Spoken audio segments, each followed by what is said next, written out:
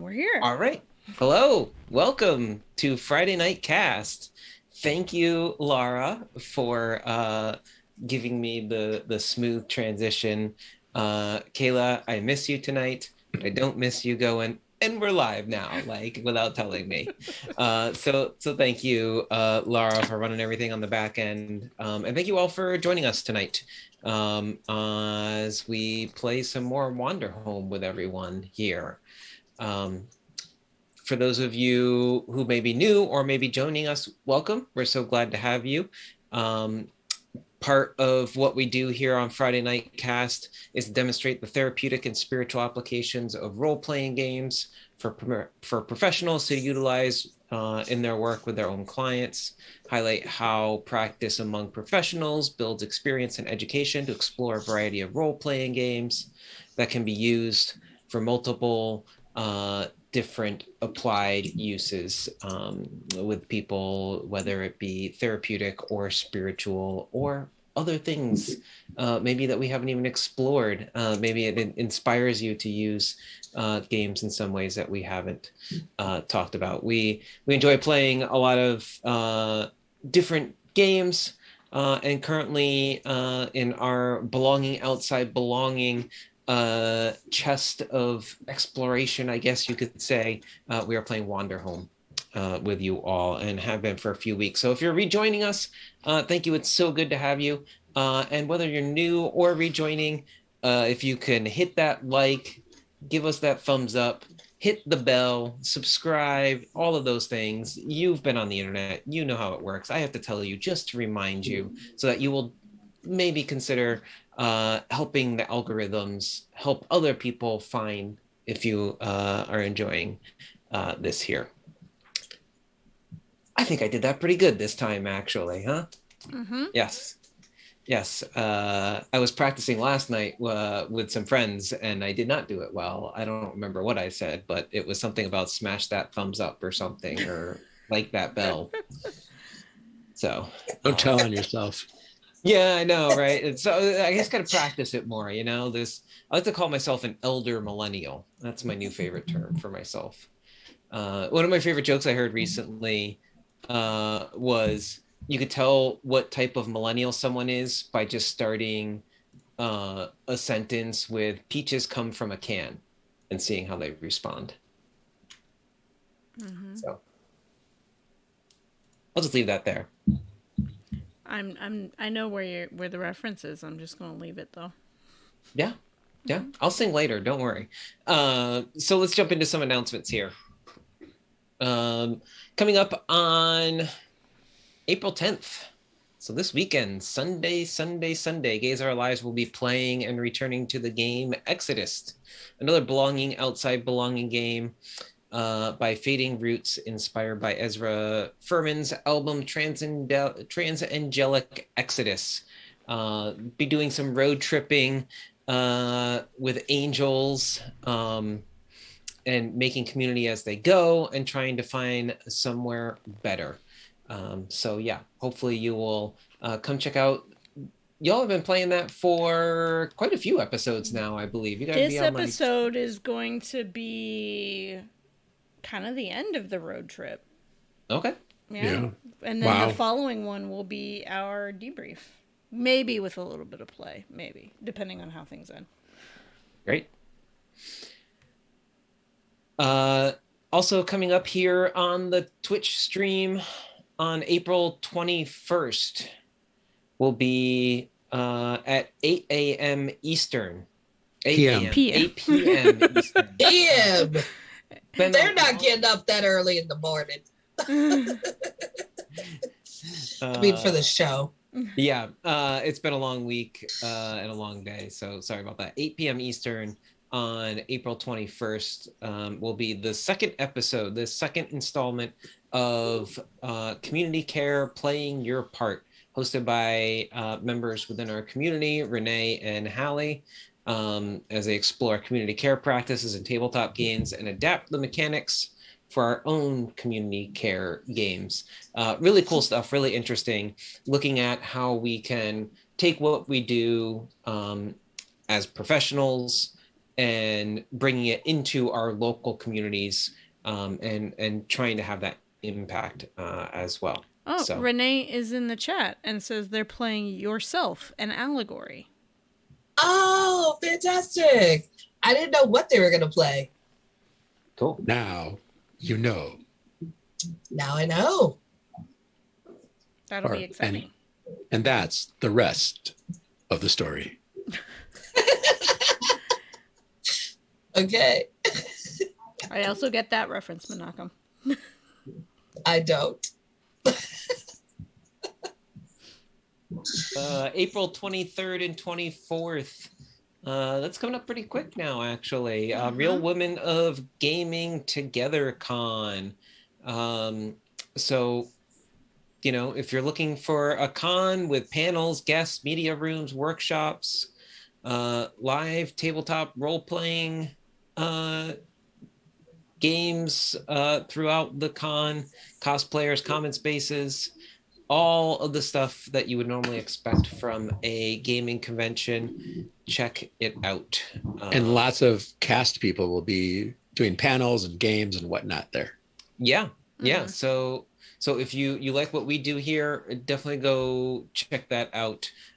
Support the Real Women of Gaming with their Together Con, and there'll be pickup games as well, so you can join in a game if you want to play a game as well through the weekend. So we'll stick that link in the chat. realwomenofgaming.com/TogetherCon. That's not a slash, it's a dash. It says 2020. Is that? Yeah, I just went to the link and it says page cannot be found. So maybe it's 2022. Let me check that. Yeah, let's make sure. Oh yeah, it's 2022, folks. Perfect. But just search Real Women of Gaming or go to realwomenofgaming.com, and I'm sure you can find it from there on their website. Whew, we got a couple more. We got a lot more stuff going on in our stream now, so lots of content we're bringing you here. April 28th at 9:30 p.m. Eastern this time. I like these Eastern time. Those make sense to me. Meh. Yeah, no, it's good. It's good. Good job. Good work, everybody. So on April 28th, 9:30 Eastern, is the next episode of Tabletop Transformations. Our very own Menachem here, as well with Tanya, who's joined us here playing Wanderhome. We'll talk to and welcome Tony Vicindi as their guest. I'm super excited for this one, as we talked about. Menachem, anything you wanna mention about upcoming Tabletop? No, we're very excited too. We're going to talk with Tony, who is also a very spiritual human being and a man of bearded virtue, as their own websites claim. And we're going to talk and play and see how we can apply tabletop role-playing games to asking the big questions of life and finding maybe not answers, but definitely responses. Cool. Yeah. If you're not sure who Tony Vicindi is, check out +1EXP. Search that on Twitch or YouTube. You'll definitely find a bunch of their videos. I think you guys seen. Sorry, I hit my mute button. My cat's being really loud at the door. I apologize. Tony is all the time making shows and playing indie games with people and doing talk shows. And yeah, he's really big in the community for trying to support the indie tabletop role-playing game and use the platform to showcase a lot of games. So super excited to hear you all talk to him. Are you guys playing anything for that, or is that gonna? We haven't determined for sure what we're gonna play.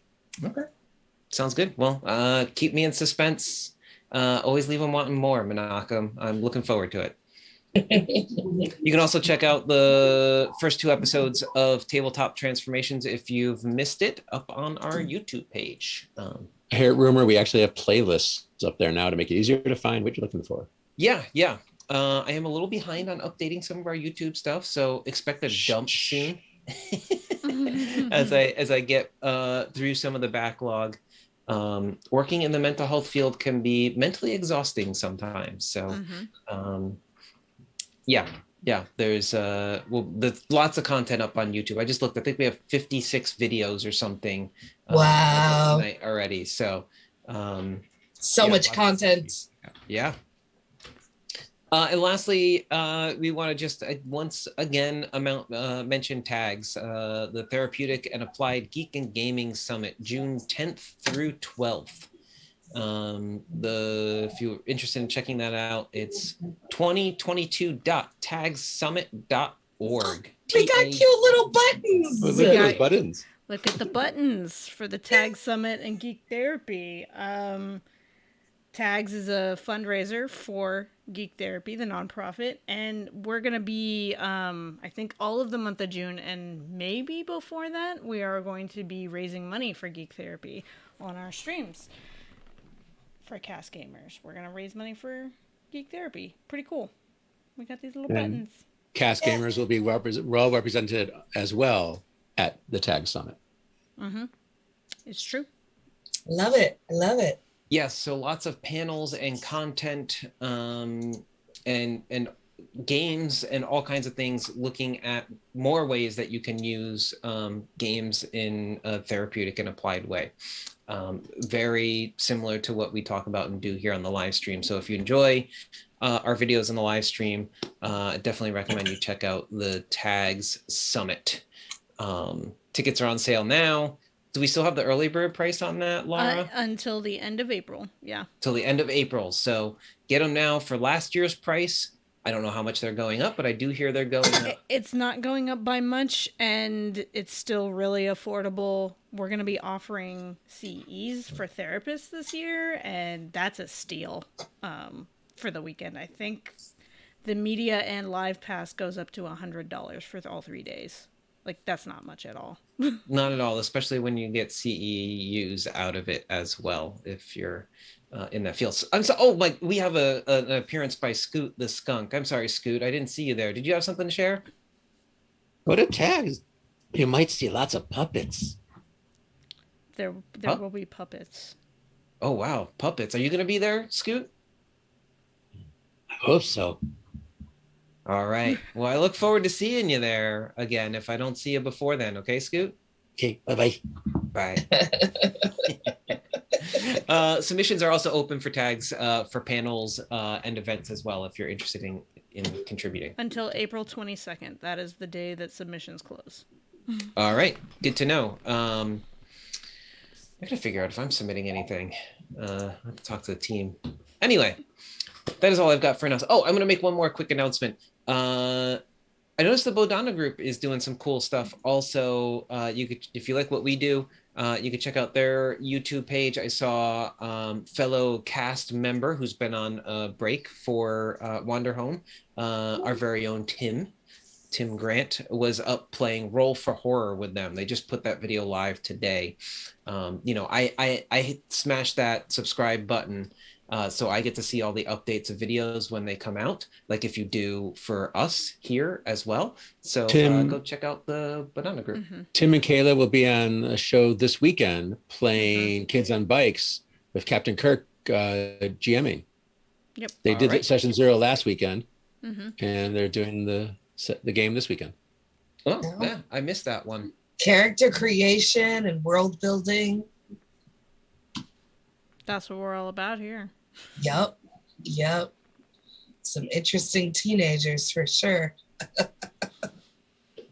I expect nothing less from Kayla than a super angsty teenager. So yes. They were trying to figure out what would be the high school mascot. And I was like, wombats. At first they said they were thinking something else, but then Jack was like, yeah, let's do wombats. Just because the audience asked. Which was me. I asked. There were other people watching too. All right, Tennille, I'm going to turn it over to you next now. Okay, wonderful. So I'm going to introduce the game. So we're playing Wanderhome. It is a pastoral fantasy role-playing game about traveling animal folk, the world they inhabit, and the way the seasons change. It is a game filled with grassy fields, mossy shrines, herds of chubby bumblebees, possums in sundresses, salamanders with suspenders, starry night skies, and the most beautiful sunsets you can imagine. And it was designed by Jay Dragon at Possum Creek Games. Thank you, Jay, for sharing this wonderful creation that we get to play and enjoy it. And I'm going to go right into the summary of what happened last time. So we returned back to the drinking contest in the Lion Grape Tavern, where Kyle won the contest. And Sorrel left the tavern to head to a tree where Puppy was. Puppy and Sorrel have a deep conversation where Sorrel admits that he would like to find a place where he could sleep forever. And Puppy offers some comfort. Ollie rushes over to tell them the news of Leo coming out of the meteor from the sky. And when they return, they see Esme and Leo flying in the sky. And Esme sees the beauty in the world and the beauty within herself. Leo tells his story of how he came to be in Cornucopia. And Esme discovers that her tea is magic and that she does have magic abilities, although she struggles with accepting this, even as facts are presented to her. Feeling pulled there, Click, the caregiver, Grasshopper, arrives and eventually agrees to drink a special blend that Esme creates, which was huge for Esme because he had refused to drink her tea. And he leaves a forgotten god of tea leaves for Esme. Before Click leaves, he offers encouragement to Ollie that she will someday find a forgotten god of her own.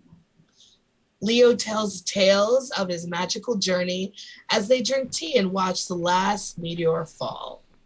And everyone retires for the night. And now you're all caught up. Yes, thank you. And I'm a little more caught up. I unfortunately didn't get to finish all of last week's episode, but thanks for that, Tina. Yeah, You there missed was a lot of Esme. What? What? Wow. No. Magic. No, I What? couldn't. No, magic me. No way. As you were reading that, I can only think two things. First was Sorrel leaves the tavern to go look for a tree. The second is butterfly in the sky. As you are flying in the sky. Flying in the sky. So take a look, just in your tea, it's magic all around. Anyway, I told you I would sing at some point tonight, right? I mean, I did promise. I didn't even get into the drink game when I started. It's gotta happen every week. Wow, you're bringing it. You're bringing it. Yeah. And I wanna thank Scott, who's not here, for singing in my absence last week as well. Mm-hmm. Oh yeah. We sang sea shanties. Yeah. Sorrel saying sea shanties. Say that 10 times fast. Scott saying sea shanties. Yeah, Sorrel saying sea shanties. Sorrel. Oh, Sorrel saying sea shanties by the seashore. By the seashore. No, it was a desert. Ah, darn it. Anyway, should we start working our way into the magic circle? Yes, let's just do a quick review of our journeying tools, aka our safety tools in this game of Wanderhome. Some things that we could say if we need to take a pause or break or want to change course of the narrative in any way. We could say, let's do this instead. Do we want to? Where to next? What do you think? Hold on, or simply no. And a quick opening meditation I have for everybody. Consider the trees which allow the birds to perch and fly away without either inviting them to stay or desiring them never to depart. If your heart can be like this, you will be nearer to the way. And this is a Zen saying. Pause there for just a moment before I turn it over to Menachem to reflect.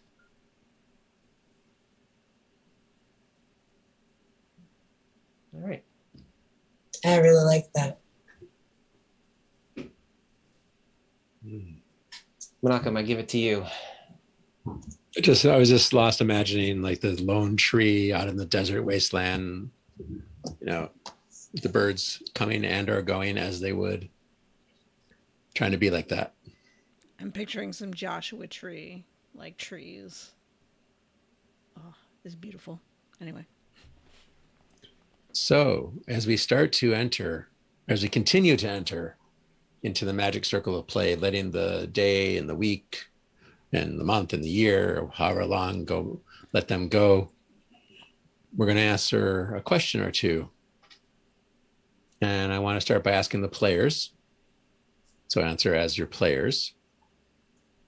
You find yourself in the forge. What is there for you to fix? If you weren't here a couple of times ago, the city, this town functions that everyone finds their way to the forge, and there's something there for them to fix. And several of the characters have done so. So players, you find yourself in the forge. What is there for you to fix? And do you fix it? Why or why not?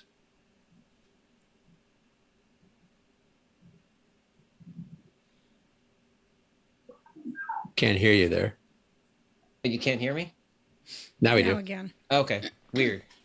I was saying, can I use that hammer and smash the patriarchy? Please, but what are you going to fix? Oh, I guess smashing the patriarchy will fix a lot of things, but go ahead, Dustin. yeah. No, the other thing that I'm just thinking a lot about is our mental health system, right? Being somebody who works in the PHP and IOP levels of care. What does that mean?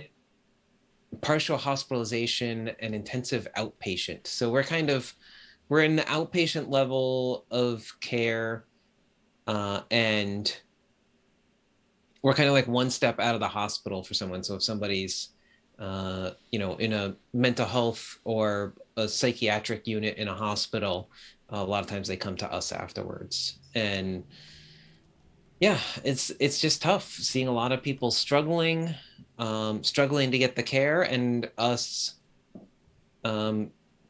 being able to get them in a timely fashion when they come asking for and needing the help, and then also having places to refer people to,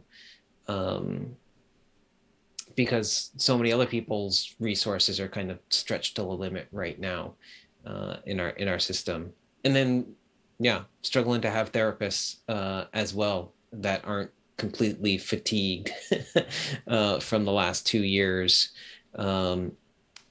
and having a full staff day in and day out. So yeah, there's been a lot of struggles. It's just what's on my mind lately, about how our systems of care, we spend half of our time treating a chart and not an actual client, writing notes and making sure things are documented properly. And we don't get to give the care as much to the clients as we'd like to. So that's something I would like to fix. That might have been the long answer, but like I said, it's what's on my mind lately. Smashing the patriarchy is free. If I've got a hammer, I can do it.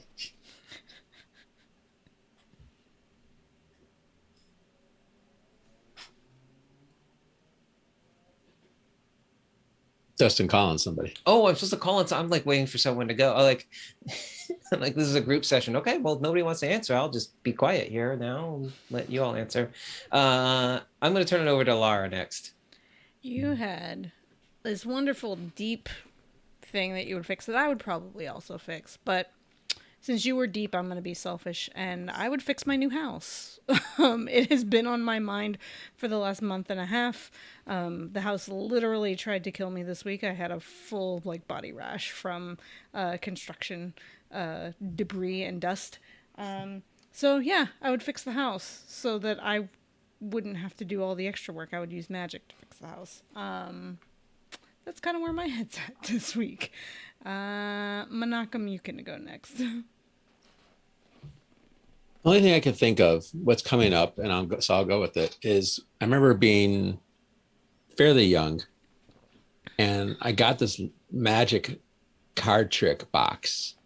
It was just a simple thing where you put a card in and made it disappear. And the day I got it, I got really mad about something, and I don't remember what it was. And I took it. I think I just either threw it across the room or smashed it on the floor, and it, broke into a bunch of pieces. And I don't know, symbolically, magic. I'd love to have more magic that I can, in my life, but it's just, also makes me want to think about, I don't know, just the thought, that's what comes to mind, that I would fix that box, that little magic card box, and bring some more magic around. That leaves you, Neil. Right. I've been thinking of how to phrase this, and I hope that I don't trigger anybody, because this kind of brought up something from my past. When I was younger, I got a necklace of my name from my grandmother, who I was very close to.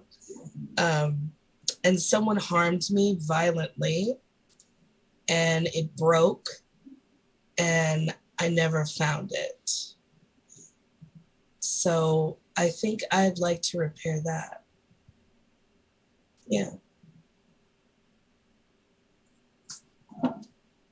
Thank you all for being, showing us a little peek inside of you. Mm. So the second question will be our standard question. What are your hopes, concerns, questions? One of those for tonight's Just one. episode. At my summer camp, we used to, after every training, during staff training, it would be like, any questions, comments, worries, traumas, fears at the end of every training. So every time you go question, concern, hope, then I go to worries, traumas, fears. Dustin. No, for me it's just, and I'm already feeling it, just the ritual of starting the stream and everything here.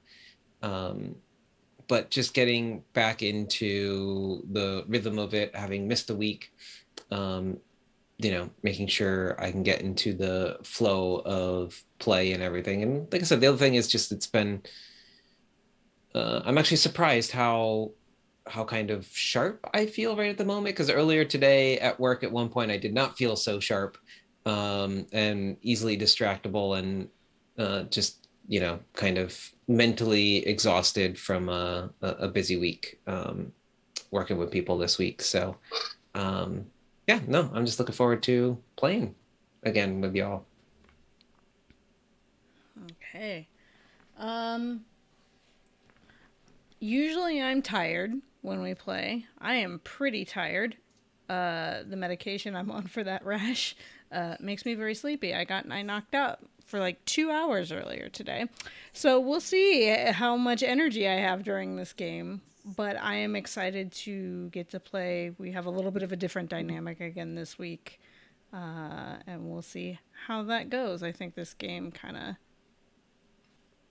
lends itself to people popping in and out. So that's nice. It's very much designed for lots of people, a few people, different size groups every week. It's talked about in the book. Mm-hmm. Can even play by yourself. Yeah.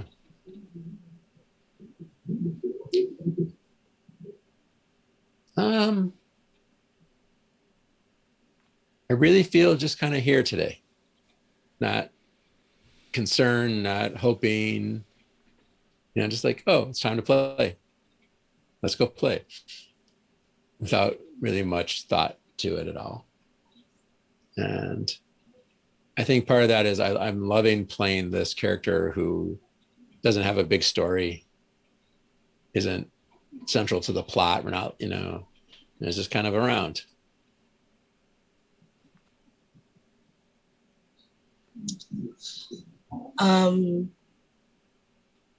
I want to ask the question that I asked last time. I don't think there was an answer, but I'm going to just ask it again.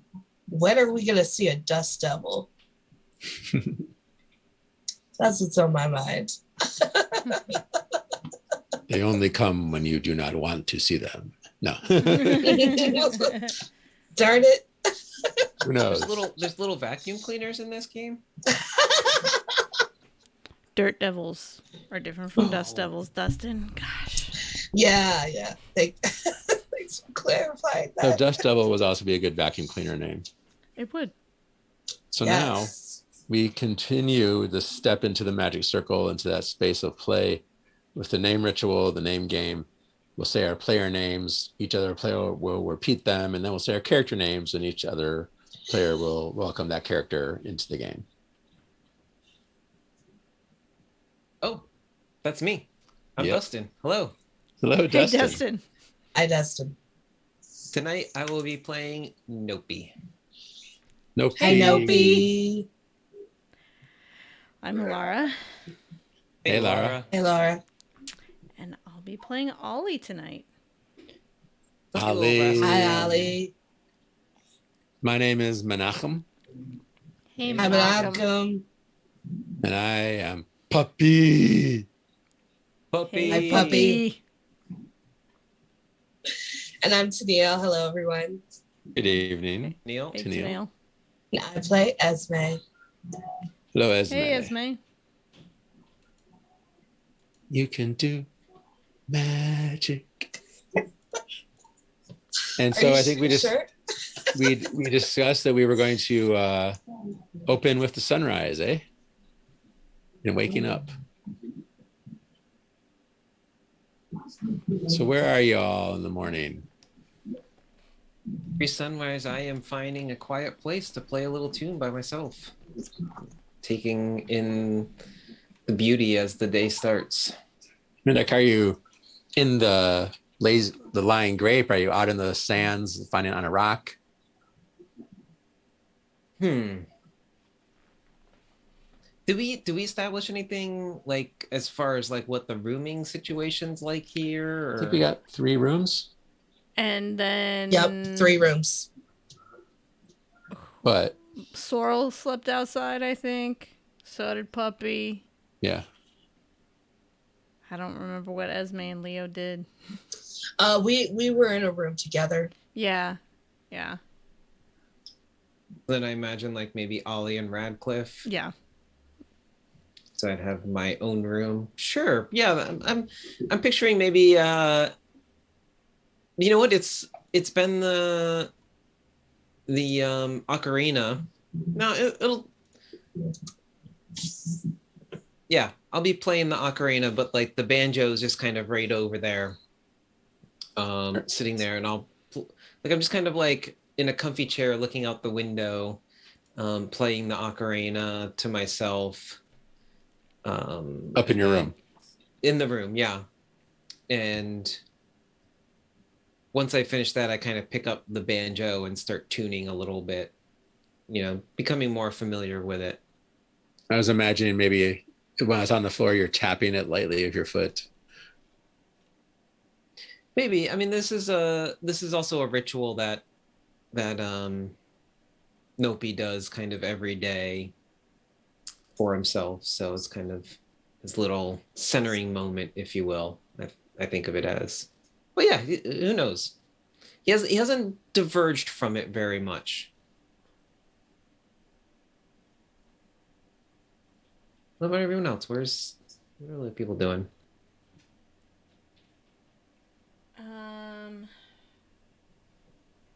I think Ollie gets up,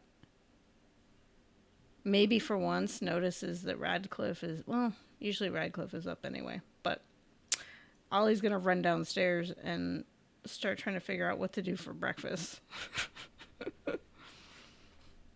Yeah. There's someone stirring a large pot over the fire. Let's make it a skunk. A skunk. Because we didn't have a skunk yet in PC. Okay. There's a skunk making breakfast. Mmm. What are you making? Breakfast stew. Oh. Is that just dinner stew but in the morning? No. It has eggs. I like eggs.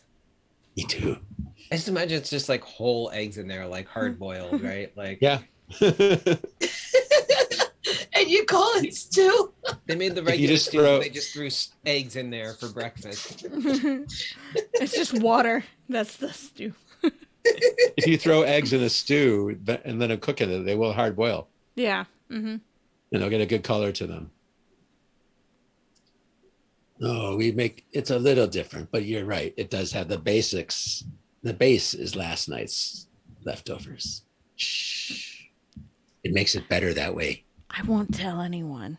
Ollie's totally gonna tell people. But Ollie tells the next person they see.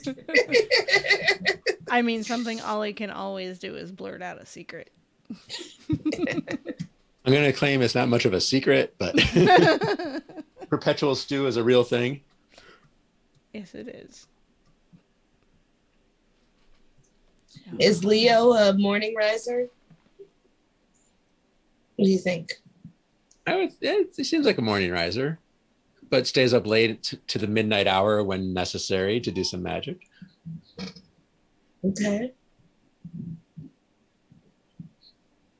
Yeah, I imagine Esme, and Esme is a morning person, so morning swan.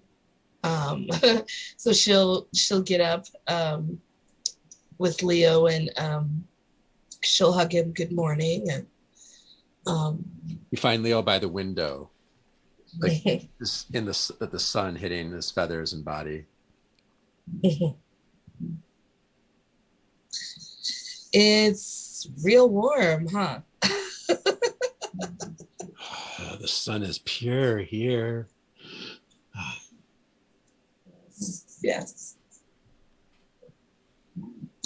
Well, I'm gonna go down and make sure Bugaboo has her breakfast before I get something for myself. I'll be down. Okay. And yeah, she will head downstairs and see Ollie, smile and wave at Ollie and say, I'm gonna go feed Bugaboo. Do you want to join me? Oh, that would be nice. Esme, they're making breakfast stew. Breakfast stew. It's just last night's stew, but with eggs. Ah, okay. Is there a reason why you're kind of talking in a whisper? I wasn't supposed to tell anyone. Yeah, well, yeah. See the skunk Yeah. trying not to laugh out loud. Ollie's gonna look at this guy. Sorry, and then Esme, let's go feed Bugaboo before the stew is done. The skunk waves at you as you leave out smiling. Right, yeah. So Esme will lead the way outside and head to where the stable is, and she'll pour out some bug feed. I was gonna say, what does the bug eat? And then I'm thinking about my house. Ladybugs eat aphids. Ah, Just say, okay. don't bugs eat bugs. Yeah. Put There's it a little, into a trough or whatever. So the bugs all ladybug kind of meat. gathered. The various steeds have gathered in one side of the barn and are just kind of like chittering at each other. Decided I want a praying mantis in this game now.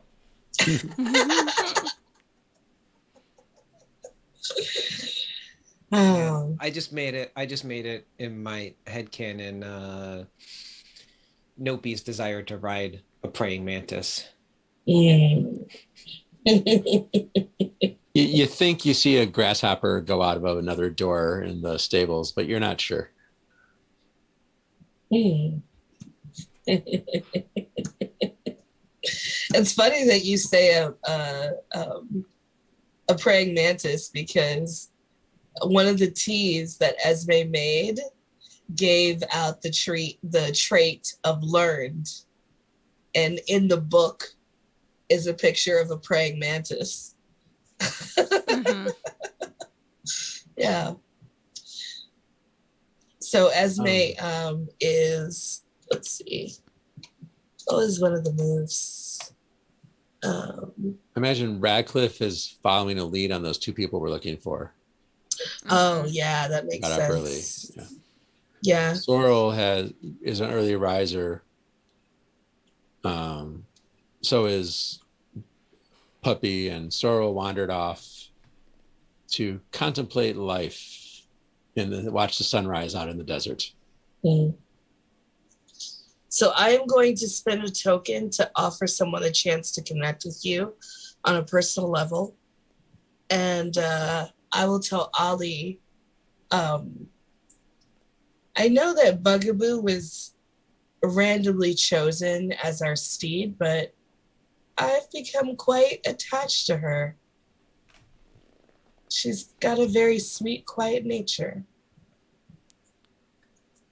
Well, Esme, I think that makes sense. Like, I Radcliffe and I randomly ran into Nopi, who happened to be my friend, and then we ran into you and Sorrel and Puppy, and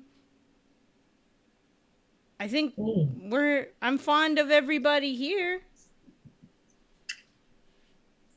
Mm-hmm. It's like we're family. Oh, well, So Bugaboo's kind of part of that.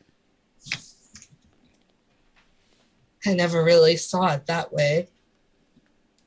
I always thought you had to share blood or lineage to be a family. I mean, Leo's my family. Well, I mean, right? true. But Radcliffe has been the only family I've had for a while now. I mean, I have family, but they're not here. They're wherever. Nopi would say they're wherever they're supposed to be. Hmm. But Radcliffe's been taking care of me. And she's doing an okay job. She keeps me from setting things on fire on accident. I like that. I like that a lot. And I hope that you continue to have days where you don't set things on fire. I think the accident. heat Just don't- here on is going to purpose is set okay. something on fire. Oh, it just might. Might need to go There's find some water somewhere. speaking of water, there's a camel stable hand who's tending to the animals, and says, family is what you make it. Spits into a trough. You're right.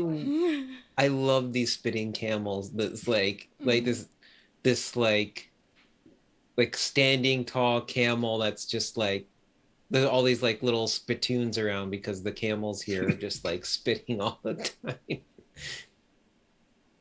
And Esme kind of like jumps up a little bit when he spits, and she kind of just like covers her face a little bit. Like I found that the family I choose sometimes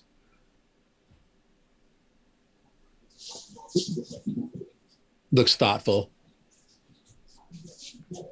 closer than the family I was born into. Mm. because they choose to love me. Turns around, starts feeding some more animals. It's true. Esme, you didn't have to come on with us to look for my parents, and Radcliffe didn't have to take care of me, and Mm. Sorrel could have gone on his pilgrimage still, even though he says now his pilgrimage is to help me find my parents. And Nopi didn't have to come with us. It was nice to see him again. Nice to see you, kid. Nopi! Dopey! That kind of comes strolling up. I imagine I was like up playing the tune and I'd seen everybody like out the window, and came down to greet everyone. Feel like I haven't seen you in a day, friend. A night mostly, but yeah. We were reflecting on family, but we are friends, not family, right? What's the difference? Well, I always thought it had to be by blood or lineage. I mean, But look at you and look at me. Like we look very, very different, right? Like I have feathers and you have, I think it's fur, right? I mean, there's a lot of dirt there, but I'm pretty sure you mostly have fur, right? I actually look pretty clean today. Oh, okay. Like you would now looking at me be like, it's mostly, huh?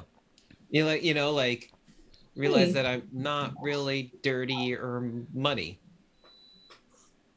Did you take a bath today? Oh no, sorry, no, you were. Oh, so many questions. I went night swimming. night Cool thing. swimming? Yeah, Oh. I found this little pool of water. Sorry, I wandered away. I was. Oh, in the desert? Oh man. Wow. I need to find this watering hole. It was there anyway. Magni was there too. This Maggie was there with me. You could say he was at another hole or the same one you were at.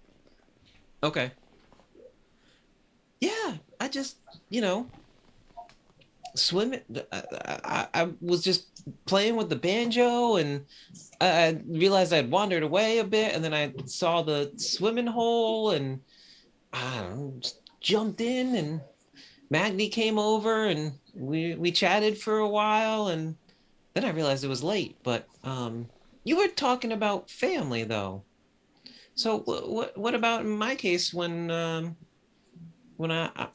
don't have any living relatives anymore? Do I just not have family anymore? No. Yeah, you're an orphan. The camel. Okay. Go ahead. Well, but orphans can find family, right? Oh, well, I mean, there's adoption. I mean, there, can be some paperwork. Yeah, I'm confused. There's a big spitting, phlegmy spitting noise, and the ring of a spittoon getting spit in. As that happens, like and Nope's like startled for a second. Disgusted by that. Nope's startled for a second, and is like looks at it as like nice, and then does it himself. Not as good as the camel. He was like, poof. I'm not going to tell you what family is for you, you pretty swan, you. But first, you're going to judge based on people being different, saying they can't be family. And second, you're going to tell someone what their family is for them. Well, I mean, anyone with eyes can see that I'm not his mother or his sister or his daughter because, swans and foxes look very, very different. Okay. But I'd say Radcliffe's my parent, not my mom and my dad, but It's true. Wow. Yeah. And Radcliffe looks very different than you. The camel turns to Nopi and says, "No blood relations. You looking for family? Have you found any?" Oh, you asking me if I found family? Yeah. I just friendly with everyone, you know. I kind of see everyone as my family. Awesome. I'm proud. I'd be happy to call you family. Same thing here. Boom. and then Ollie's gonna spit too. Awesome. I love it. And then be like, yeah. Well, drinking contest. Let's have a spitting contest. Our mouths I'm are just probably going to ask pretty you dry. not to tell someone that they are something that they say they aren't. I thought Nopi just saw me as a friend and not as a family. So I'm just trying to understand all of this. I'm not saying my way is a better way or anything. This is just what I've been taught. See, that's all. I don't mean to offend. Just around these parts especially, family helps you survive.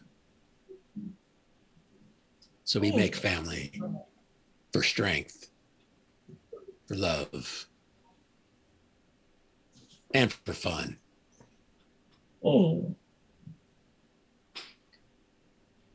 Esme, you think too much. I think that's part of your problem. You're always trying to figure everything out and not letting things just happen as they do. Oh my God, as Esme ended up being like of all the three, like, don't think too much about thing characters tonight. Puppy's not, like. Yeah, Puppy's not here yet in this scene, Yeah. but yeah, this dynamic, Esme's gonna deal with all of us being like, what are you, what? I've decided where Puppy was a minute ago, and so then you hear on the roof of the stables. They're sloped. Mm-hmm. Crash. Ouch. Oh, geez, Puppy. Oh my goodness. I'm okay. I better put some tea on. I have just the tea for that. Why is everything we're eating and drinking here so hot? It's hot out. I was just watching the sunrise and stuff on the roof. Puppy, the sun rose like an hour ago. Sky was just so beautiful. Like couldn't move. Did you fall back asleep? Is that? That might have happened. Okay. Yeah, that's sleep. I was up for a while. But now you're down there. As I look down as you're like laying on the ground. The one time you can look down at Puppy. And then I'll reach out a hand to help you up if you need help. Puppy gets a big grin. Oh no. Pulls you down. Yep. Nope, he's not going to look clean for very long. No, I'm in the dust and dirt outside the stable. Yep. My fur was nice and shiny for a little bit. Well, he pulls you down into a bear hug, not onto Sure. the ground necessarily. Where's it? There must be a token in here somewhere. Well, I got lost in beauty. That was the thing I can always do. No tokens to spend or gain. Esme heads over to where Puppy is and offers him lilywort tea, medicinal and potent, that cures any ailment. And she says if you injured any bones or muscles, this will help to make you feel better. Why, thank you. I'm pretty well padded, but thank you. Yeah, it's got natural properties. I've lost Puppy's voice. I don't Puppy. think it's magic, but it has sometimes made people really strong.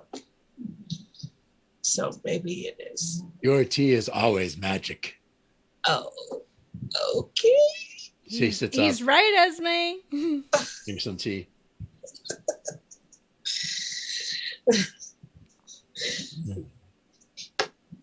Well, I hope you feel better, puppy. The little tea god kind of has peeked out and was watching you make the tea, like moves the saucer over when you're ready to pour it. All of a sudden, like, I'll be like on the ground with Puppy, but then if I see the little tea god, I'll pop up and be like, kind of look over at Esme and be like, Esme. Yes. Esme. Yes. Who's that? It is a forgotten god of tea leaves. Cool. Yeah, while you were playing your instrument at some point, Click came, and apparently this god is now home with me. I was thinking about it after we played last week, and I realized that I've been carrying this god knowing it was supposed to go with you and waiting for the time to be right. Click is my other character, for those of you who don't know. And it was just waiting all these weeks and weeks and weeks, knowing that eventually that the god would come out of its shell when you were ready. Oh, wow. I did not know that. I discovered it after the game last week. So I'm gonna kind of like, yeah, okay, yeah, okay, yeah. Oh yeah, well definitely. And then I'm going to take out my little handpan rattle drum, and I'm going to kind of shake it and start a little song. And I'm going to dance a dance with the small and forgotten gods to earn luck and wisdom. And Dulcet will kind of come out and join me, and you see Dulcet come out of my bandana from around my neck, where they now kind of reside, and kind of come up on my shoulder, and they're dancing as well as I play a little tune.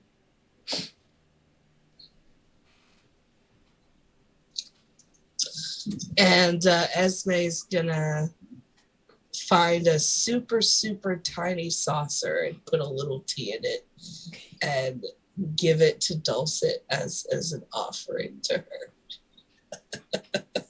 Does that, I'm not looking at my sheet. Do you gain a token from making an offering? Yes, to a small and forgotten to god? a small and forgotten god, yes. Yeah.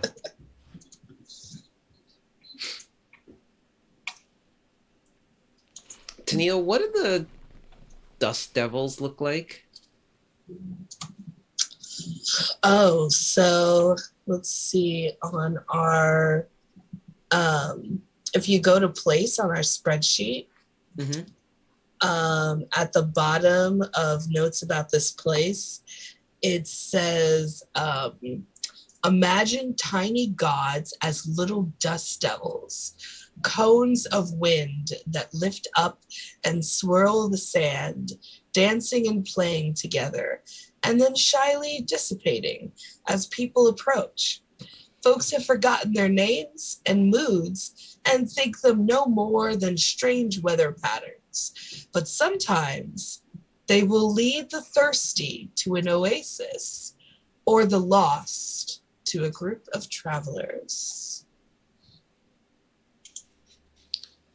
So I think as I'm dancing this dance to the small and forgotten gods, there's this like little kind of dust up next to us that swirls up. And then as I stop playing, it kind of fades. I'm like, oh, yeah, cool. Again? Man, those things are weird.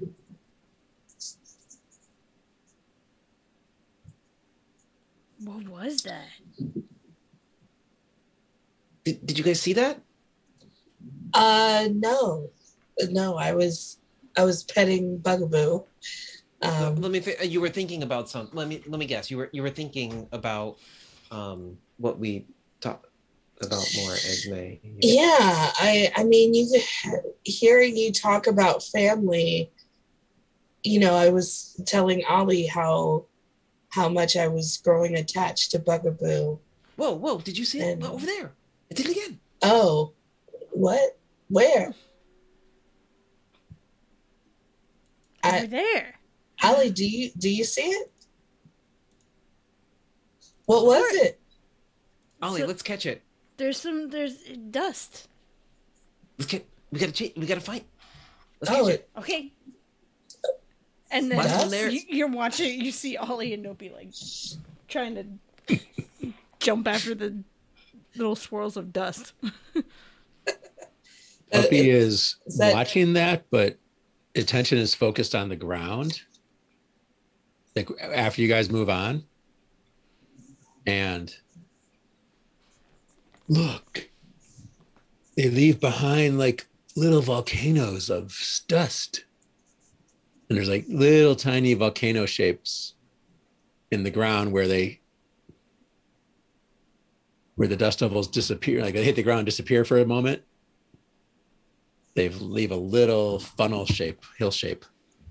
It isn't that's just sand, right? It's dust. And your tea leaves are just tea leaves. Very wise, Ollie. Very wise. I'm just imagining like as we're trying to like find these things, Ollie's just like, and your tea is just tea. I feel like that's. I think the place would decide if something in front of someone is real, and then ask, do you believe what you see? The place is asking you. Yeah. And Esme's gonna say no. You don't believe what you see. I don't believe this. And I'm wrong. That's what happened like 2 episodes ago. I was wrong both times. I'm kind of wondering about Esme's trauma. This refusal to see and believe in things. Mm-hmm. The rigidness in the thinking. Rigid thinking. Well, I get a token for that. Like I really need it. No one needs tokens in this game. When Puppy blows on one of the volcano things, it goes.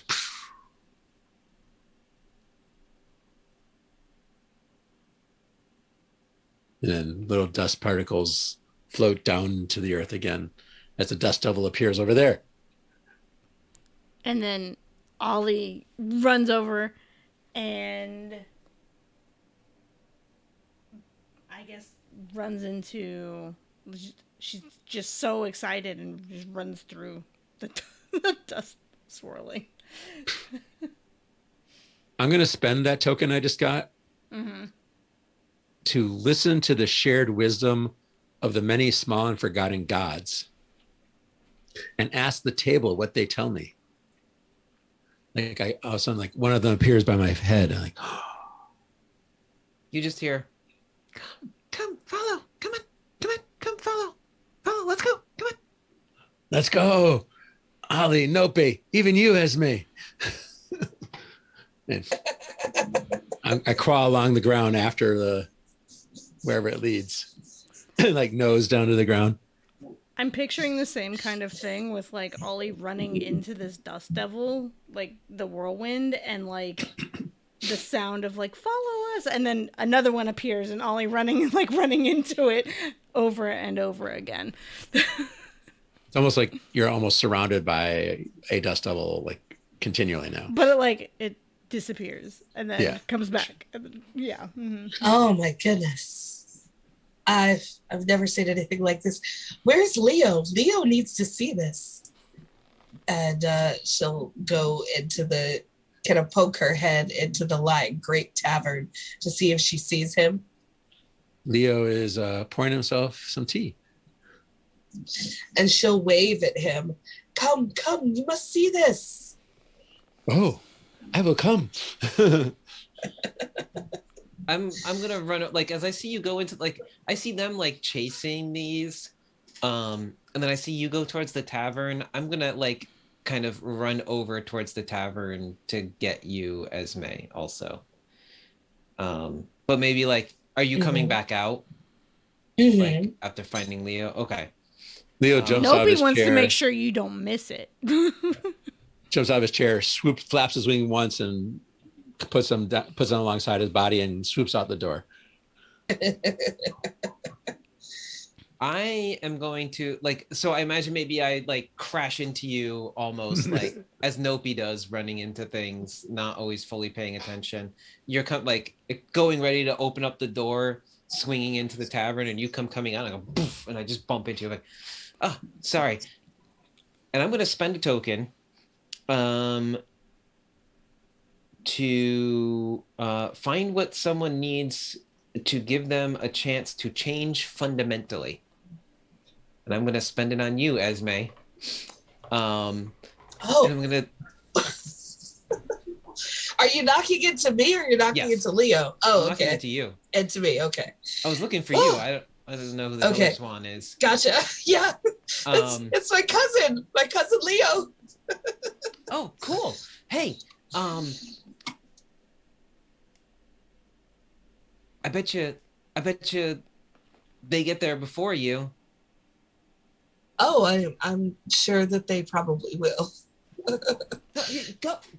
Have fun. There's a dust devil Esme, dancing at your feet between the two of you. Oh my goodness. get it. Go. I want you to go someplace. Yes, but I didn't want to leave without my cousin. And Esme Hey, grabs hey, Leo's feathered I'm hand. Nopi. Is she always been like this? Always. Oh, look at that. It's delightful. Let's go. Okay, let's go. I saw that's how I found the watering spot last night, the swimming spot last night. Come on. Oh wow, wow. It's so hot today. It'll be nice to get another swim in. Okay, all right. Go. Dude, I'm going. Ollie, look at Ollie's gonna beat you. Yeah, she probably will. I don't think Esme worries about such things. I'm very patient. I'm trying to offer Esme the chance to change in some way. I can see it's going well. As Tennille, is Esme resisting the change, or is the token going to take effect? I do. I Like guess because I guess I'm trying to figure out like what that would look like. Okay, so let it unfold then. okay. Yeah, no, I mean, I'm Yeah. spending the token. I like that this one is find what someone needs to give them a chance to change fundamentally. So, whatever you do with it is up to you, right? Okay, yeah. Yeah, so and Esme as they're moving forward at a I wouldn't say like a super fast pace, but a brisk fit pace. Esme is saying, you know, Leo, meet my friend Nopi. I've wanted you to meet each other. As you know, as soon as Leo came back, he arrived inside a meteor during the meteor shower. Oh yeah, I think I saw that. That was kind of cool. Tis quite a pleasure to meet you, friend of my cousin. The group ahead is slowed down a little bit because they're dancing more than they're running. The dust devils I'm are. picturing like the dust devil making Ollie go in like circles or whatever to Yeah. like dance. Yeah. Puppy's gotten up off floors and. Oh, Ali is having a lot of fun. Leo, have you ever seen these things? I don't even know what they call it. Dust devils? I don't even know what to. No, I've never been here before. Yeah, they seem quite magical. I'm just gonna kind of turn and be like, Esme, I don't understand your patience. but I'll race you. And I'll kind of like start taking off after one. Leo goes, aha, and up into the air and then dive to catch up with you. And Esme will follow her cousin, but she's not moving nearly as fast as he is, but she is moving quicker than she was before. You're flying? Yeah, she's flying. The Dust Devils like the flying. Oh, we're a lot quicker at flying than we are walking. Yeah. So where do these Dust Devils lead us? I'm picturing that it takes us to like to another like little swimming spot or swimming hole.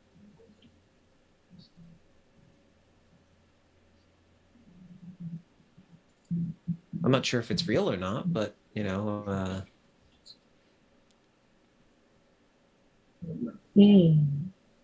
I guess decide if something in front of someone is real and ask them, do you believe what you see?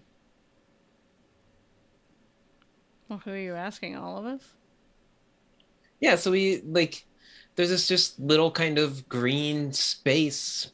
I mean, you could think of it as a mirage, I guess, right? Oasis, mirage. An oasis or a mirage. Well, I guess the mirage. The whole place is the mirage.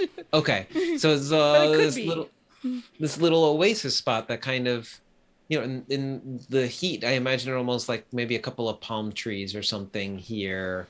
You don't really picture with the heat of the place that anything that tall could grow, as it would require a lot of water, right? But here it does, as you see this kind of bit of a dip.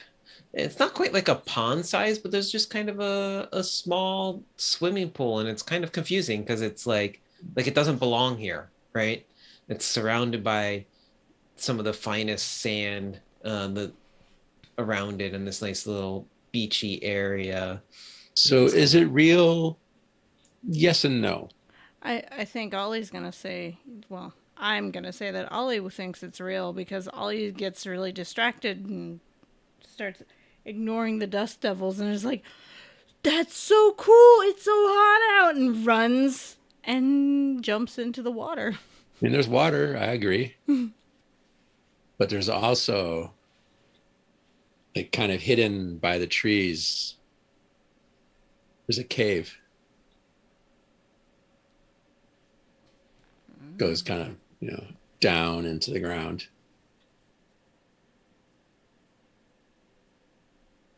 The Dust Devils just kind of whoop into the cave.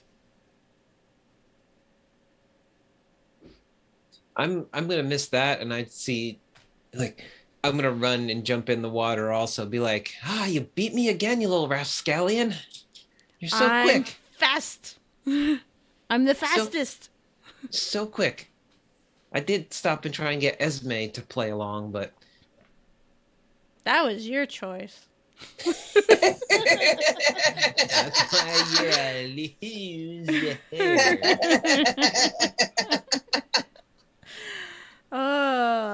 Tonight is the night of throwback references for sure.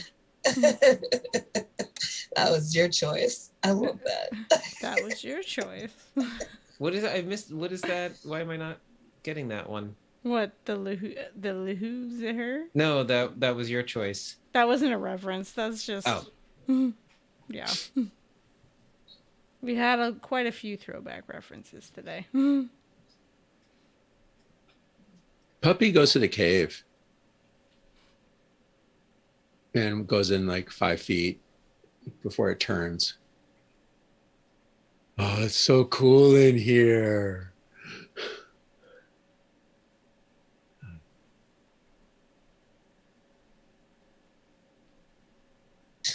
So I think that what Esme needed was relief.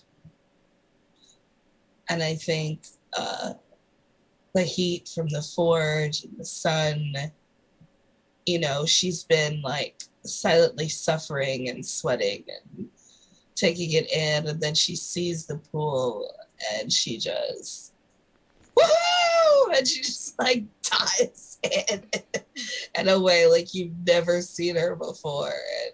And she like practically flies like under the water, just swooping back and forth, just like so thrilled to be cool and feel water on her feathers. The pond must be bigger than it looked at first, because you're doing this and having a blast. I want to say like it almost seems like it grows as like we get out into the middle of it, right? Like from outside it doesn't look very big, but then you jump in and it just seems almost endless from inside the pond, the little swimming pool, right? Yeah, Esme is actually gonna swim circles around Nopi and Ollie for a bit. Like I'm gonna do something that I can always do, which is laugh and smile, and I'm just gonna kind of be having a grand old time, splashing with Ollie, laughing. I think that's a good plan. Ollie was gonna splash at Esme and woo, get the water on you. It's so nice in here. yes, I've been needing a respite. The respite. Ollie, Belly flop, splash.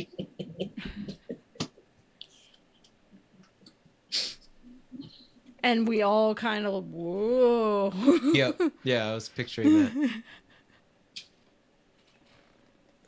I'm gonna like as I'm playing, I'm gonna like go to Ollie, be like, Ollie, can I tell you a secret?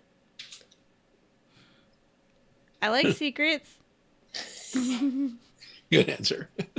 I don't really like swimming, but I'm having fun. You don't like swimming? Nope, he doesn't like swimming. And then I'm just gonna do something like I can always do, which is laugh and smile. I'm just gonna kind of laugh loudly as you say that. And then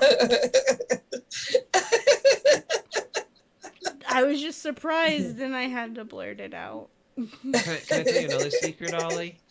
Yes, you can tell me another secret. You're bad at keeping secrets. That's not a secret.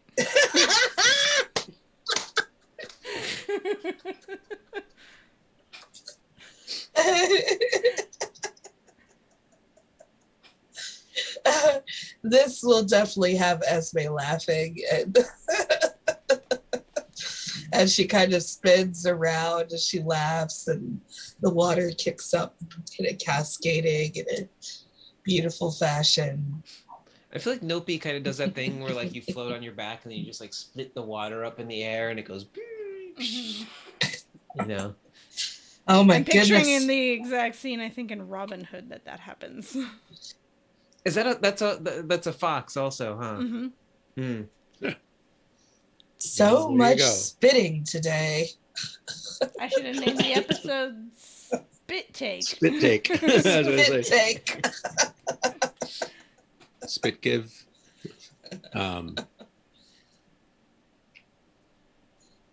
Is Leo in the water too? Oh yeah. Yeah. He's been swimming with Esme, I imagine. Yeah. Don't have to ask Leo once even. And so Esme will kind of settle near like one end of the pond and say we should do a swimming race.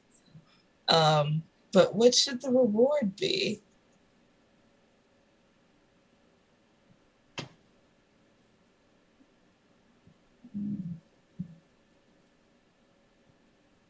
The winner gets to be the first one to go into the cave. I don't know. But Puppy already went in the cave. Just a little bit. It's cool in there. But so you won. I won.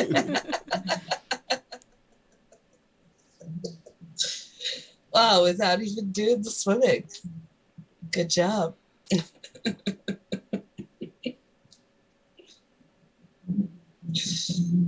Yeah, Esme's gonna enjoy the pond for a bit.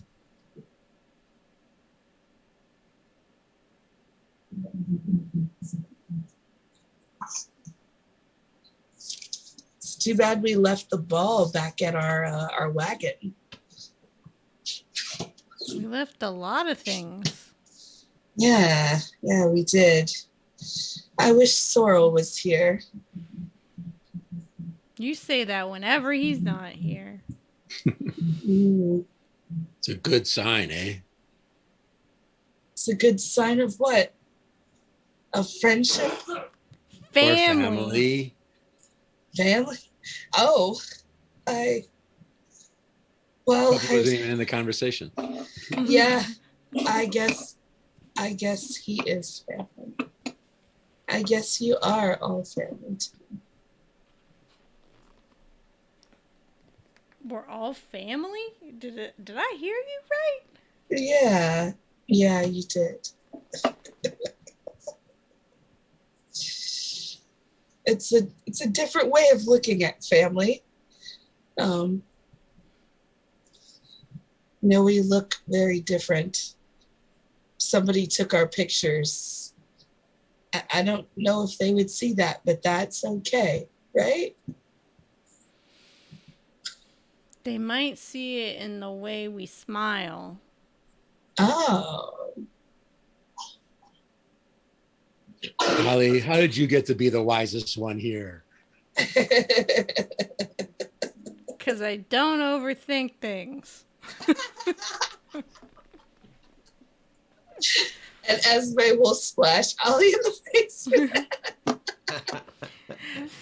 And Ollie's just going to like duck under because that's what otters do.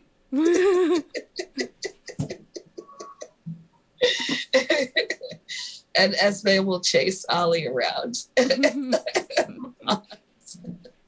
feel like at this point, Nopi has gone ashore and has picked up the banjo and just kind of playing a little bit of a tune on the banjo as y'all are playing and having fun in the water. So you kind of just hear this little bit of music reverberating over the water as you're.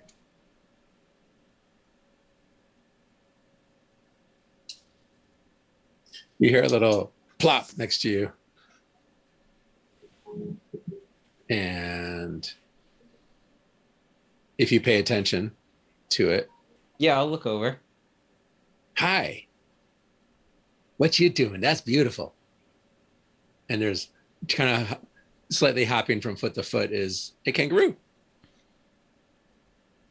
Oh, hey there, friend. Hi. That's pretty. You're pretty. Ah. Thanks. Does a backflip. I'm sorry. Is this like your spot? I didn't mean to. The little dust devils told us to come out here. Ooh. Yeah. This doesn't belong to anybody. That's good. Yeah. It's weird. I can never remember how to get here, but those little things always get me here. They're helpful. They're helpful. You look wet. You were swimming. Oh yeah. Can I tell you a secret? Yeah. I don't really like swimming, Oh, but it's nice sometimes. you don't like it, but it's nice. Yeah. Okay, that makes sense. I'm gonna go swimming. Have fun. Ha! Say hi to my friends Hi, friends and family, I guess, also. and family. A kangaroo lands in the middle of our swimming party. Hi. Ollie's going to pop back up. Hi. Do you swim here a lot? When I can find it. It gets really hot out here. It does. The water's cool. The cave is cool. This is a great space to hang out. Ooh. He turns to the swans. Swan, you're pretty swans. Oh, well, thank you. I appreciate that. I don't think I've seen too many kangaroos before. There's a bunch of us around, Hmm. splashing around. Tail flaps the water.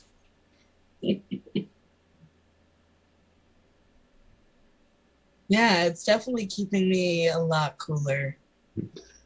The kangaroo ducks under the water. And all of a sudden launches out of the water, Mhm. Whoa. does a backflip, lands back in the water. Whoa.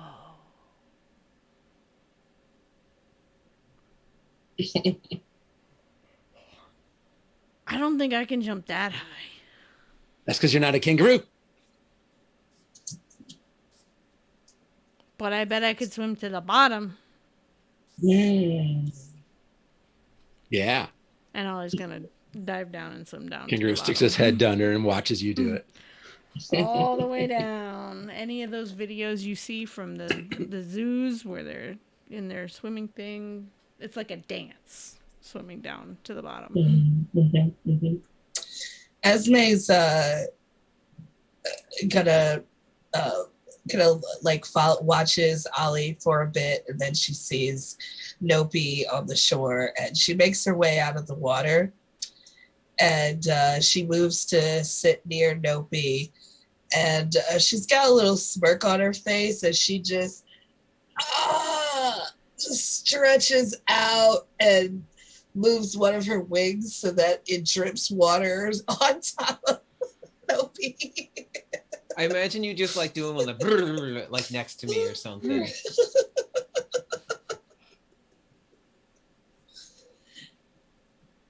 Oh, Jeez. Esme, I just dried off. You got me all wet again. I'm sorry. I didn't mean to. And she like takes out a towel, is just let me dry you off. And she's like, kind of cleaning you in like a subtle, sneaky kind of way. It's Don't a mess tea up the towel. hair as I like try and fix like my little hair poof on the top of my head. Yeah, let me help you. Oh, not the oh no, come on, you're gonna mess up the hair. You're gonna mess up the hair. It's gonna look great, trust me.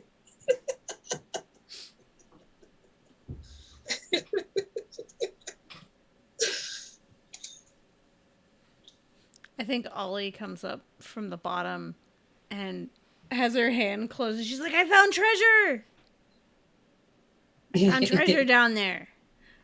Oh, what did you find? And she opens her hand, and it's just a rock. That's so beautiful. Look at it. I've never had a desert rock before. Desert pond rock. Pond desert rock. Desert. Ugh.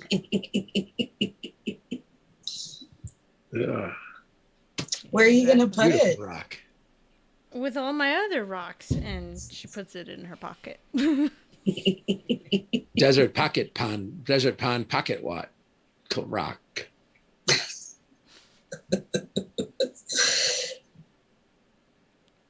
It is a complicated rock. Okay. Complicated's all right. Any Okay. Wandering fans out there? The kangaroo goes into the cave. Yes, would you, Leo, shall we explore this cave? I didn't even see that. Has that been there the whole time? Yeah, I think There he Puppy goes. was heading in there. Yeah. I sat in the opening for a while. It's cool, even as it's 5 feet in. You're pretty cool, puppy. It was definitely cool now that I'm in the water. Oh, I bet if you're in the water and then in the cave, it's even cooler in there. And Ollie's gonna get up out of the water and run over to the cave. like otters do when they run on all fours. Yeah, it's refreshing in there. And you go around the corner, Ollie, don't forget your torch. And I'm going to come running with the torch. It's not lit though, right? Only when it needs to be. Oh, it's that kind of torch. It's That's a right. magic torch, but not. It's not but magic. It's It was mechanical. it was from Vader. So it's like the tent. It's not magic. It's been crafted in some way to have a special purpose. Mm. This one just lights on fire on its own. I don't know how that could ever be problematic. I think as we get into the cave, it would be nice if we take a moment to marvel at something no one has ever seen before and ask the table to describe it. Well, I was thinking there's crystalline structures, so any littlest bit of light, and there's actually luminescence to it, so you can see without it. But I was thinking like there's bioluminescence on the rock of the inside of the cave. yeah, but the torch like just glitters everywhere. Well, the torch only lights when when the light is needed, kind of, right? So do we need it here with the bioluminescence, or is there enough light in here that the torch is not needed? There's enough to see, especially if you give yourself 30 seconds to let your eyes adjust. Yeah. So I think like maybe as I kind of run in after Ollie with like the torch and be like, I kind of stop and be like, oh, cool. Maybe you don't need this, Ollie. This is cooler if we don't use a torch. I've never seen so many colors. I'm picturing like blues and greens and purples, and this kind of like shifting, fading between those along the walls. Like it's like the light is a living thing, breathing thing also. Esme is in wonder of the stalactites and stalagmites that are cropped here and there throughout the cave, glittering, unusual shapes. For everybody, roll initiative. Sorry, wrong game. I roll Q. For once, my die actually rolled something above a 10. I got a 19. Nice. But that's not this game. No dice needed in this game, Laura. No. Nope. Unless you can't make a decision, and then you can use it as a decision maker. Oh. I actually have I have a little 6-sided dice that just says yes, no, and maybe. Mm-hmm. And it's 2 of each. I don't have that here though. It's in my little bag back there. Sound like fake I dice. think. What's that? They sound basically like fake dice. Anyway. So I think we go like I'll kind of go if Ollie's up for it, like going in a bit deeper to kind of explore where this goes a bit. Yeah, I'm down to go. Let's go. Esme follows. Yeah. Esme wouldn't come with us into the castle, but she'll come with us into the cave with not magic glowing. If you haven't seen something like this before, I bet it looks magical. Yeah, she's taking deep breaths as she's walking in, looking around, and taking it all in. As I'm kind of as Dopey's up front with Ollie, I imagine I'm a little bit ahead of you, Esme, and just gonna be like, I'm gonna kind of look back over my shoulder and be like, Ollie, what happened last night? Esme's different. Her cousin came back, and we had a long talk with a lot of people about magic. And I Oh think no. she realized her tea is magic, but she won't admit it still. I mean, come on, her tea made it so I could open the castle doors. Magic. Everything's kind of magic, isn't it? This looks like magic. I've never seen anything like this. This is beautiful. Yeah. There, you swear you hear music.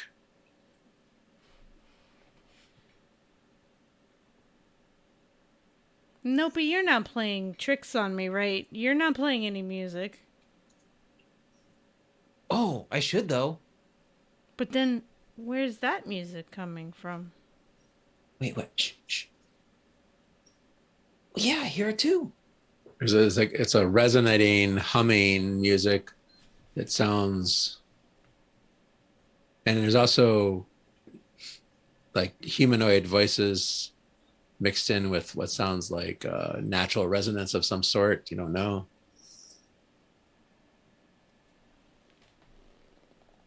Do you think someone's here? Oh, it's only one Esme, way you're find starting to out. hear it too. Mm. Mm. I hope we Puppies in didn't the back. walk into somebody's home. Maybe we should let them know that we're here. Okay. And Ollie's just Hello? gonna yells with nobody. Hello. Hello? There's Hello? echoing sounds, right? Because we're Mm-hmm. in a cave. Oh, and then it's just like And then echo. wait, we hear it say hello, and Ollie's like, "Listen, they said hello back." But it sounded just like you. You round a turn, and the cave opens up to a large amphitheater-like area, right? Just kind of big. You're about halfway up. There's actually stairs carved now into the rock. And down below, you see all sorts of people. And they're waving their hands around alongside the walls and the columns, which are all crystal covered. And colors are moving with their hands. And the music is coming from that movement. And they're chanting. There must be 24 people down here. Kangaroos, camels, wombats, skunks, some others, Are Any there like Komodo dragons? Komodo dragons. are there like seats here or It's not like an amphitheater and like you can see it's just the space is a big open space. gotcha. There's even a few little like look like carved out buildings that are roughly hewn from the rock. You know, like with little. Some of them have straw woven doors on them, like just hanging down.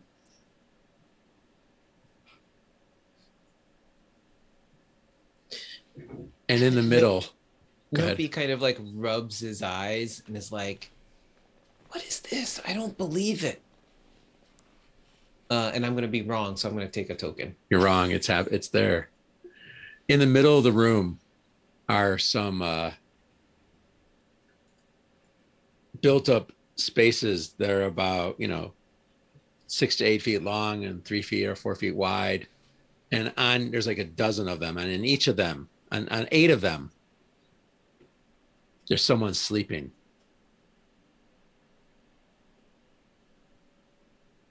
But just a little bit, not perfectly sound sleep, like they're moving in their sleep.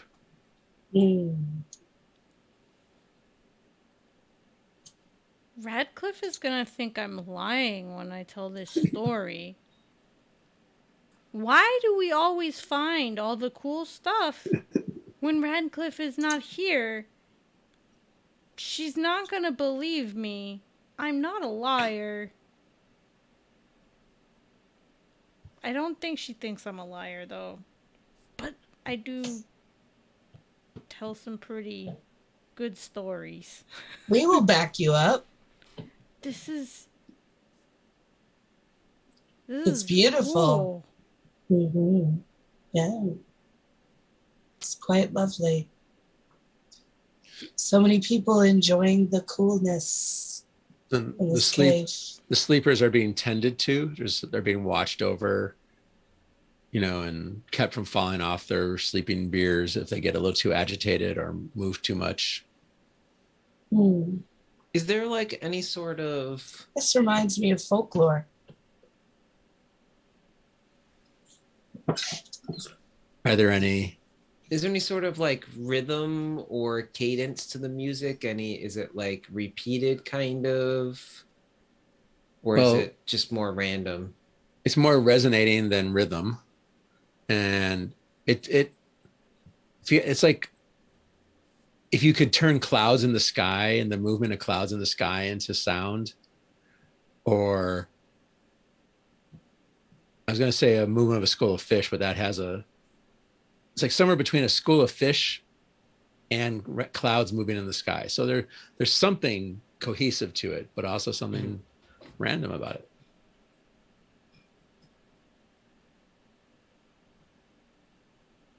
I want to take out my ocarina and I want to try and mimic and play a little bit um,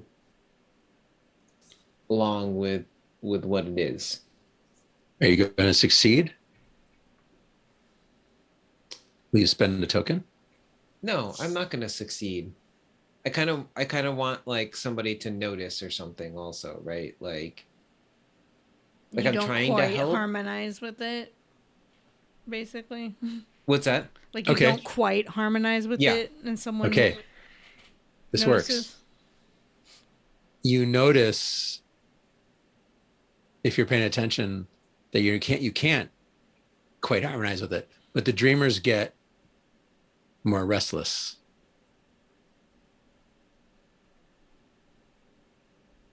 And the tenders to them take note, but don't seem panicked.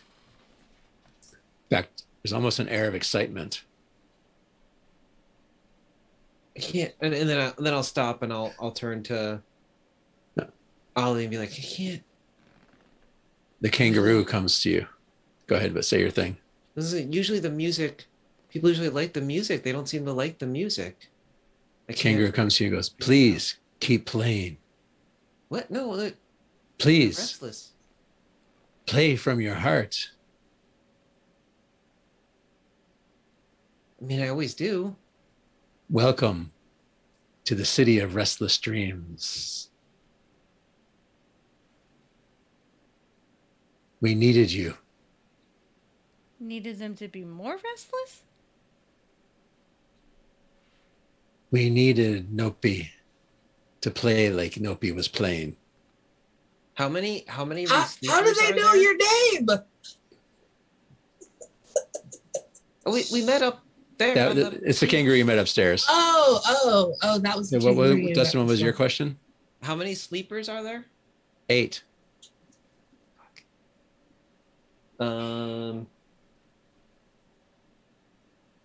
I'm gonna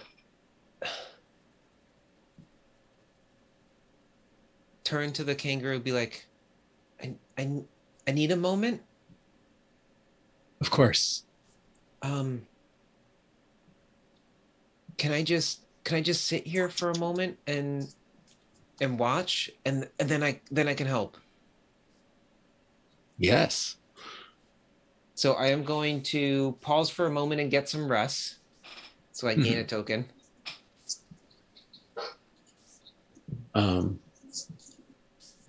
Puppy will say, do you need another token? Nope, I have 8 tokens. Okay. So my new move that I got after our last season is spend a token to offer to dance a dance with someone else, which reminds them of who they are and breathes life back into their heart. Ooh. and I want to spend 8 tokens, and I want to do that dance with each of the sleepers. Tell us what you do. So I guess kind of nervously come up to the first one that's down there after kind of sitting and just observing and trying to get a sense of the light and the sound and the movement. Is I realize it's not a song but also a dance that they're doing. And when I realize that it's a dance, I can connect with it more than just with the music. And I will take the ocarina out again. And the kangaroo told me to play from my heart. So the one that comes most from my heart is the one I play every dawn. And I play that song, and I do this new dance. What does the dance do again? So Dance a dance that which reminds with somebody else, which reminds them of who they are and breathes life back into their heart.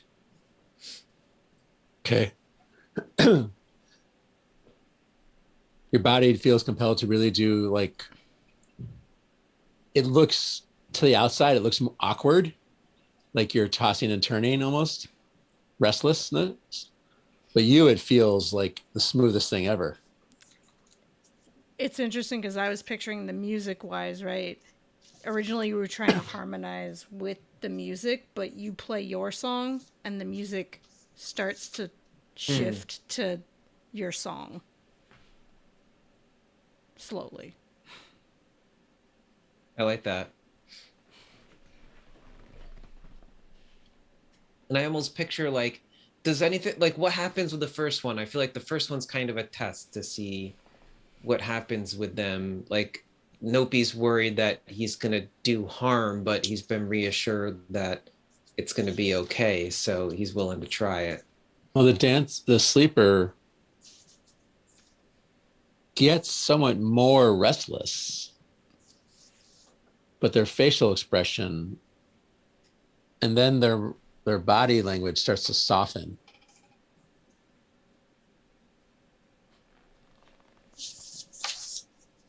And after, you don't know how long it is, after a little while of playing,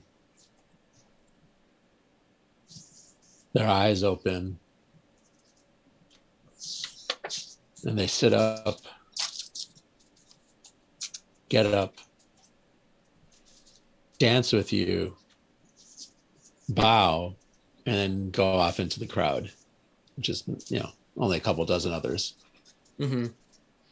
And then I'll just, like, kind of nonstop, just once I'm in that rhythm and find it, I'm just going to kind of keep doing that. I got to rest before this, right? That was maybe part of the reason why I needed to stop and rest first, because this was going to take a lot of my energy. And then I'm just going to kind of move from, like, platform to platform and help each one if I can, spending all 8 of my tokens. While you're doing this, a kimono dragon, not Kyle, approaches Ollie and Puppy and Esme and Leo, goes, "Would you like to dream?"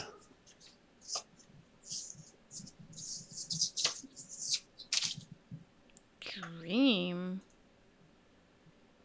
And looks back at the beds.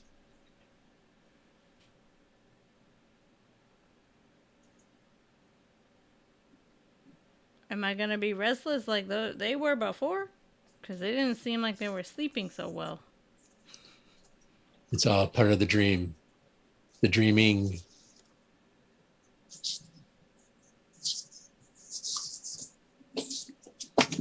It's healing. I guess I could dream. I dream every night. It's true. That's true.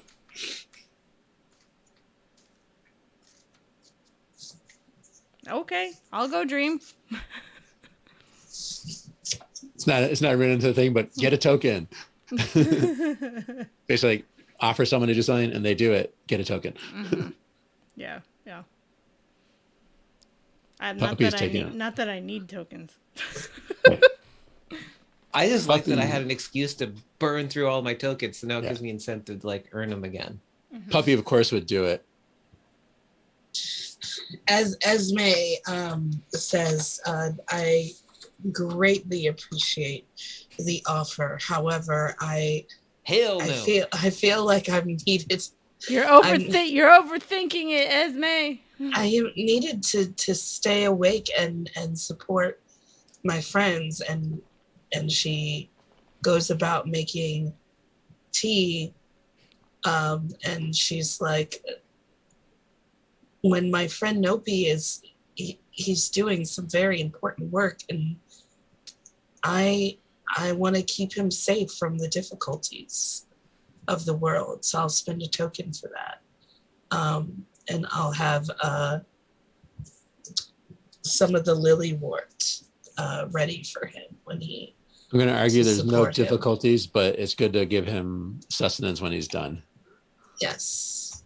Leo also defers. And then it says, well, would you like to come paint the music? And Leo's like, yes. And Leo takes up a place with the colors and the music and making the stones resonate, making the crystals resonate. You realize what it is.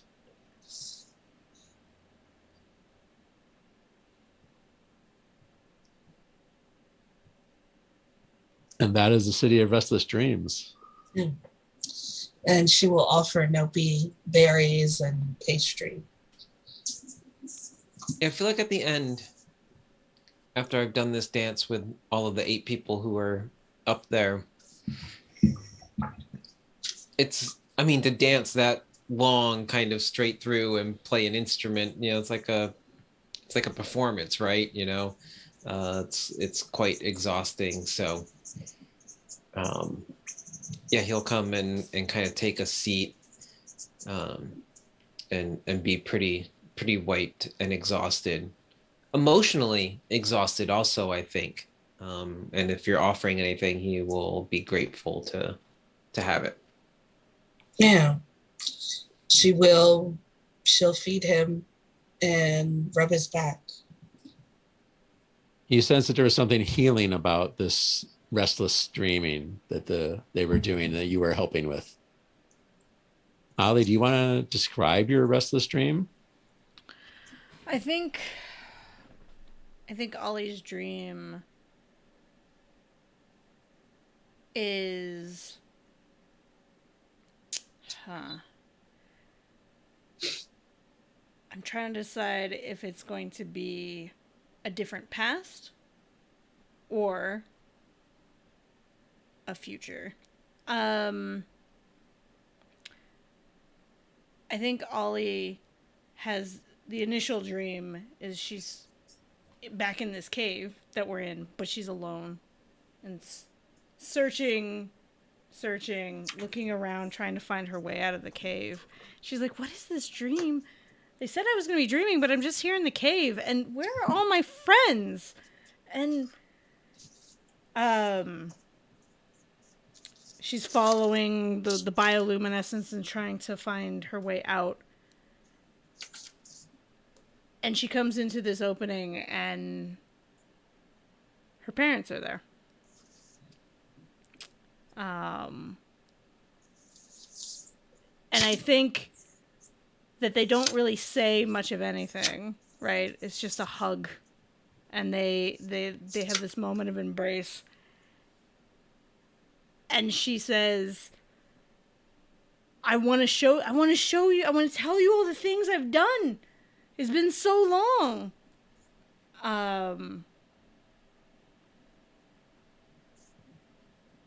And they say, oh, we can't wait to hear all your stories, Ollie. And I think that's the gist of the dream. She's lost, but not lost. Because we can't be lost. And finds them. And there's not much closure other than, like, they want to hear her stories. Because she tells some really good stories. And sees a lot of weird things. Whenever Radcliffe's not around. Laura, That's I always true. like, even when I wasn't here last week, from the bit that I watched of the stream, that you still kept saying without Nopi there that like you can never be lost. Lost but not lost. I think that's like, I mean, I have friends where I hear the same thing over and over again, and I'll say, my friend always says this, you know, and I think it's Mhm. fine. Ollie is young, but has gotten this message of like, no, you're right. You can't be lost. Maybe we can find things, but they aren't lost. They're where they need to be.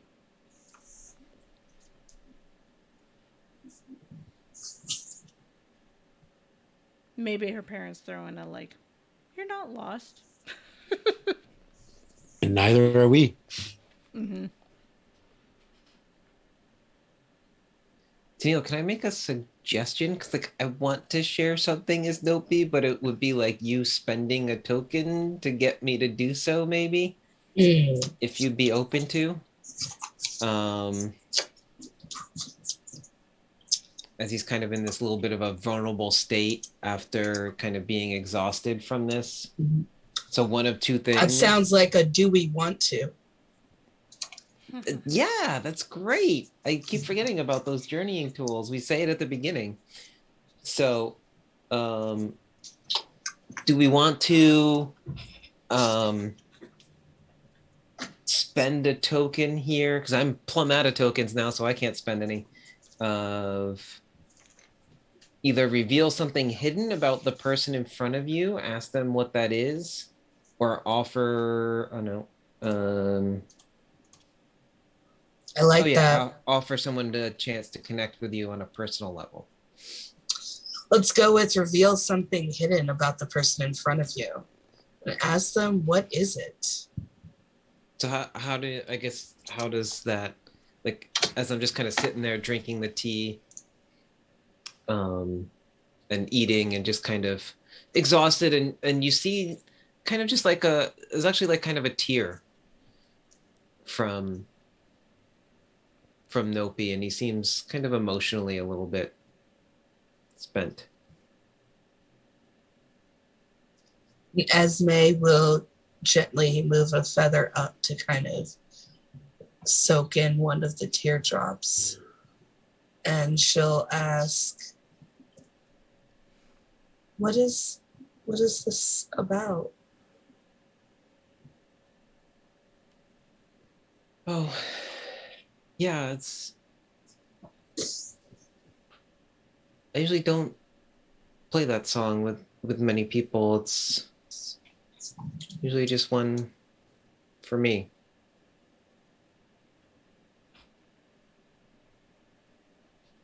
Why not? My mom taught it to me a long time ago. And always makes me think of her.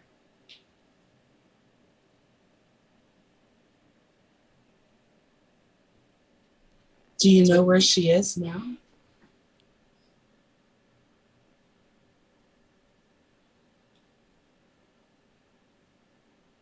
She's still with me.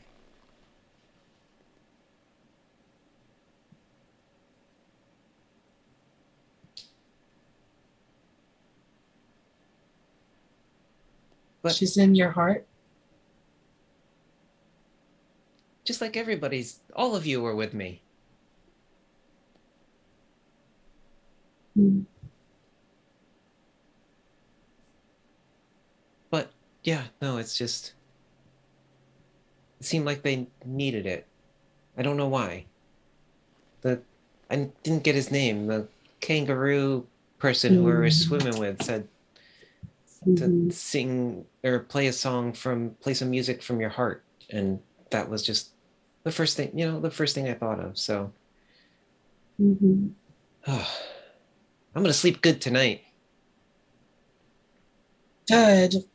I'm glad. These scones are great, Esme. Oh, oh, I haven't had one in like a couple of days. Where do you Thank you. where do they come from? What do you just have a bag of, do you have a magic bag full of scones or something? You're doing magic, aren't you?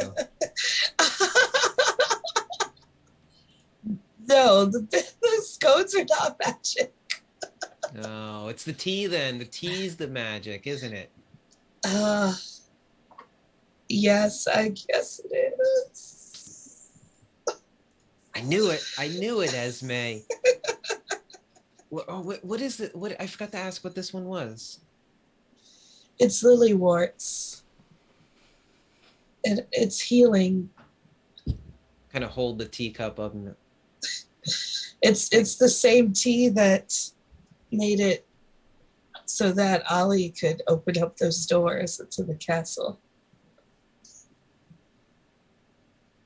Oh, cool. If Ollie were awake.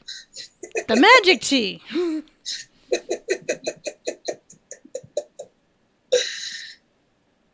I'll be careful with the cup when I'm done. Then I wouldn't want to break it on you. But thank you. Yes, of course. Enjoy. I just realized that when Nopi drinks your tea, he slurps a lot. It's like...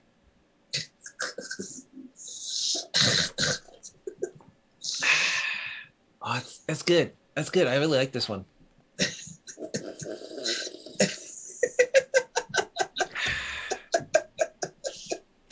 Every time there's like an afterwards.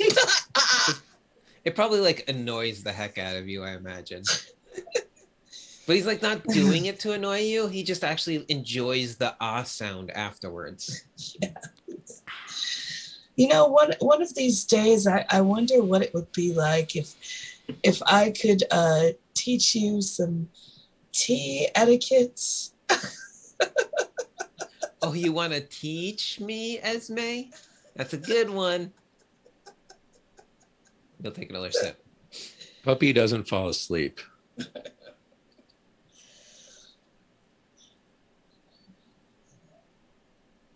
Other people go to the beds and the music continues. There seems to be a rotation. You wake up, Ollie. Mm-hmm. I think when Ollie wakes up, there are some tears on her face. But she looks okay.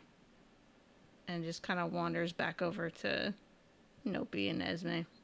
Esme opens up her arms and gives Ollie a warm hug. And Ollie's gonna hug Esme back and... Thanks, Esme. And she whispers, "You are my family." I told you. You feel a little scritch on your head, and a little tea god is poked at it and scratched your head. I feel like I'm Ollie's auntie.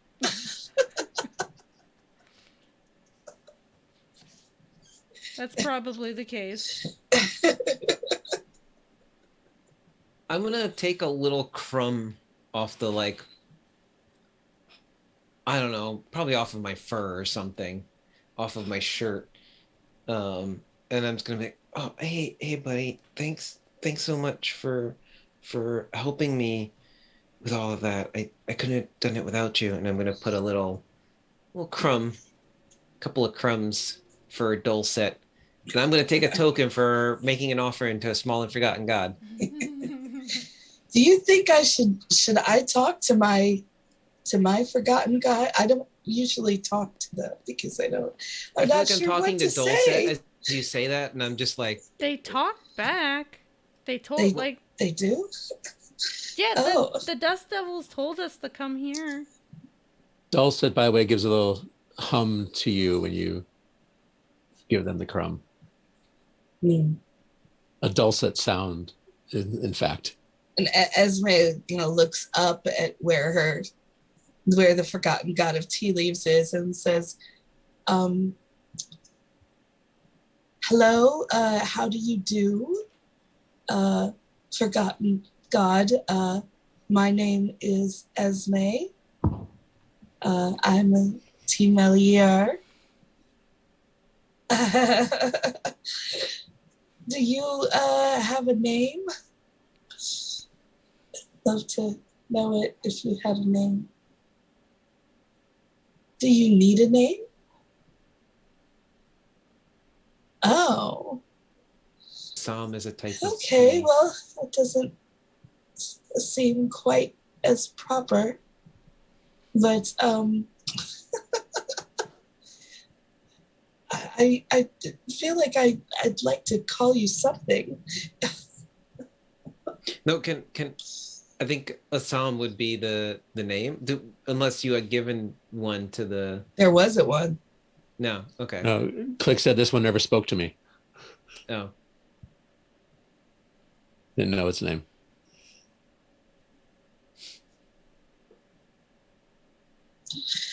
Well, maybe we should give you a name someday. Yeah.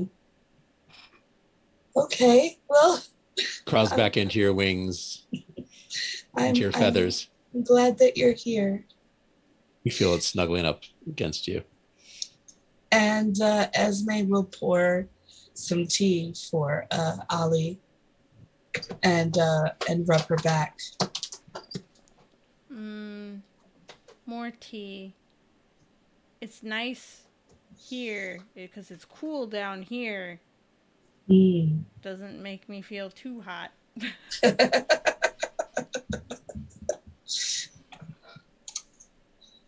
That's true. That's true.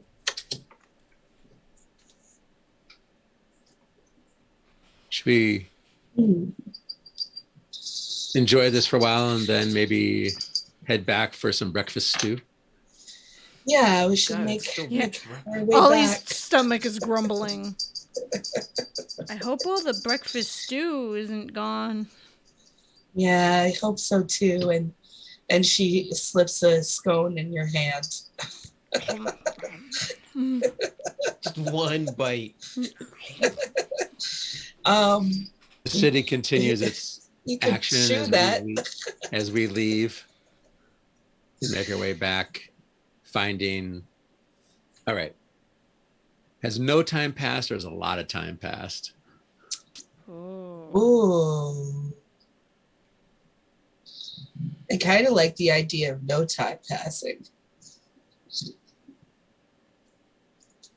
Like maybe Yeah. it felt like we were in there for like 5 hours.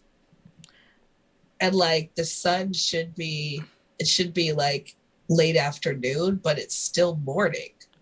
Right. By the time we get back, it's like as long as it took us to walk out there and swim and come back is what has passed. Mm-hmm. Well, and also like I'm having this idea that like as we walk out of the cavern, we're like right back in the tavern. Takes a little bit of a walk. No, but like Oh, coming out of the cavern that we're in now, once we get out of where it is, you know what I mean? Like time and space is weird here, right? Like we're right back where we start. Like we don't know how we got to this swimming pool to begin with, right? The Dust Devils helped us get there, so we wouldn't know how to get back to. So we where just we like were. appear like in the town, like we come out where there's the tavern and the forge, right? And we're just like right in the center of it as we walk out of this cavern. And if you turn around and look back, like there's nothing there. Kind of just playing with the like, you know, the whole like mirage and the oasis. Right. Yeah. And like breakfast is going full swing. Wow. Yes. Whoa. It's still morning, but I thought we were in there for quite some time. That's weird. And Ollie just runs into the tavern to go get breakfast. Dub. Thanks for the grub. Okay, I'll turn trying back at Esme and be like, last one there gets no breakfast stew, and I'll take off also. Well, I can always make my own breakfast. And she takes her time once again. I'm sure Leo's with us, right? Yeah. Yeah. Leo holds Nopi back until Esme walks casually past. Leo holds me back. Yeah. So like, I imagine he's like trying to run and he's just like running in place as like he just has a hand on like my jacket or something holding me back. Like, hey. I think you might want to change the rules to your game. And then Esme walks in the door and he swoops ahead. And I'm just standing there like, man. Man. The breakfast stew is delicious when you get there.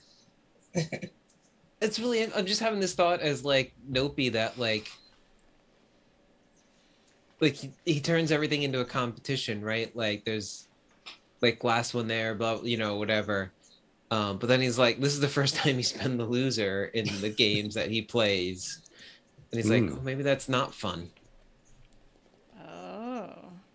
And he has that moment as he walks in and then like somebody hands him like a thing of the breakfast stew as he comes in and he's like, oh, okay. Oh, I get stew.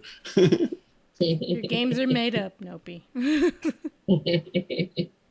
I'm trying to think of a question around dreams. It's like a quarter formed. So if anyone has an idea.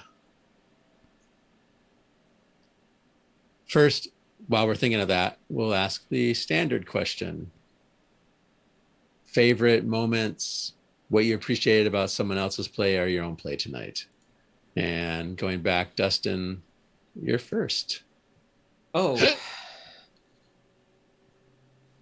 I was just thinking about like we didn't get much puppy in this. You played like all the support characters, Menachem, and happened last week, too. Last week, Menachem played 4 characters. So 4 characters. No, I might have done that, and I did that today. Mm-hmm. Yeah, I appreciate that. I really like all of your like little ideas with these different characters to give life to the place that we're in through the different like NPCs, if you will, basically. Although, are they NPCs if you're actually playing them? But anyway. And I really had this like kind of visualization of that kind of cave as we were going down. And I appreciate everyone kind of coming up with ideas for that as well, because we all probably have a little different visualization of what that's like in our minds. Any of you here or anybody following along, but I don't know. It's pretty cool in my head the way that I see it. So I appreciate that. Laura. I appreciated Tennille's play of Esme today. I think the holding back, trying to figure out what amount of growth was going to happen today, walking that line, because we still have a few more episodes, so not totally getting there, but like there's been a lot of good moments today, I think. And the message of family, I think, was great in that theme throughout the day. Menachem. I did enjoy playing the different characters and little personalities, like just the kangaroo's name is Larrabee, that I know. But I don't know the camel's name, but I love the camel spitting thing and how that took off as a theme. Mm-hmm. And I do like that we're picking on Esme, and Esme is Tennille's going along with it to some extent. Mm-hmm. So, and I didn't know where the cave was going, like pretty much until we got there. We're into it, and I was looking at our spreadsheet and saw the lore of the city of Restless Dreams. Like, oh, this could be that. What does that mean?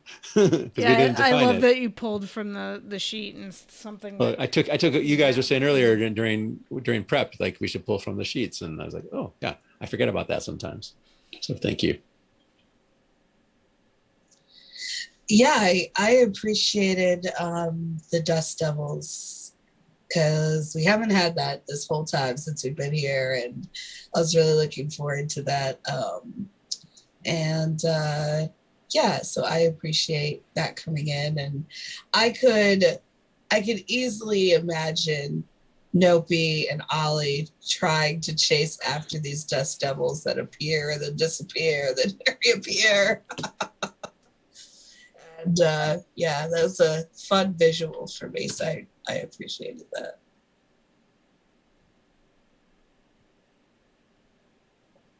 Okay, I think I've. Tell me what you think of this. Do you remember your dreams? And what do you do? What do you do with your dreams? How do you process? What do you think about your dreams? What do your dreams mean to you? Yeah, for me, I don't often remember my dreams, although I remember some from last night, oddly enough.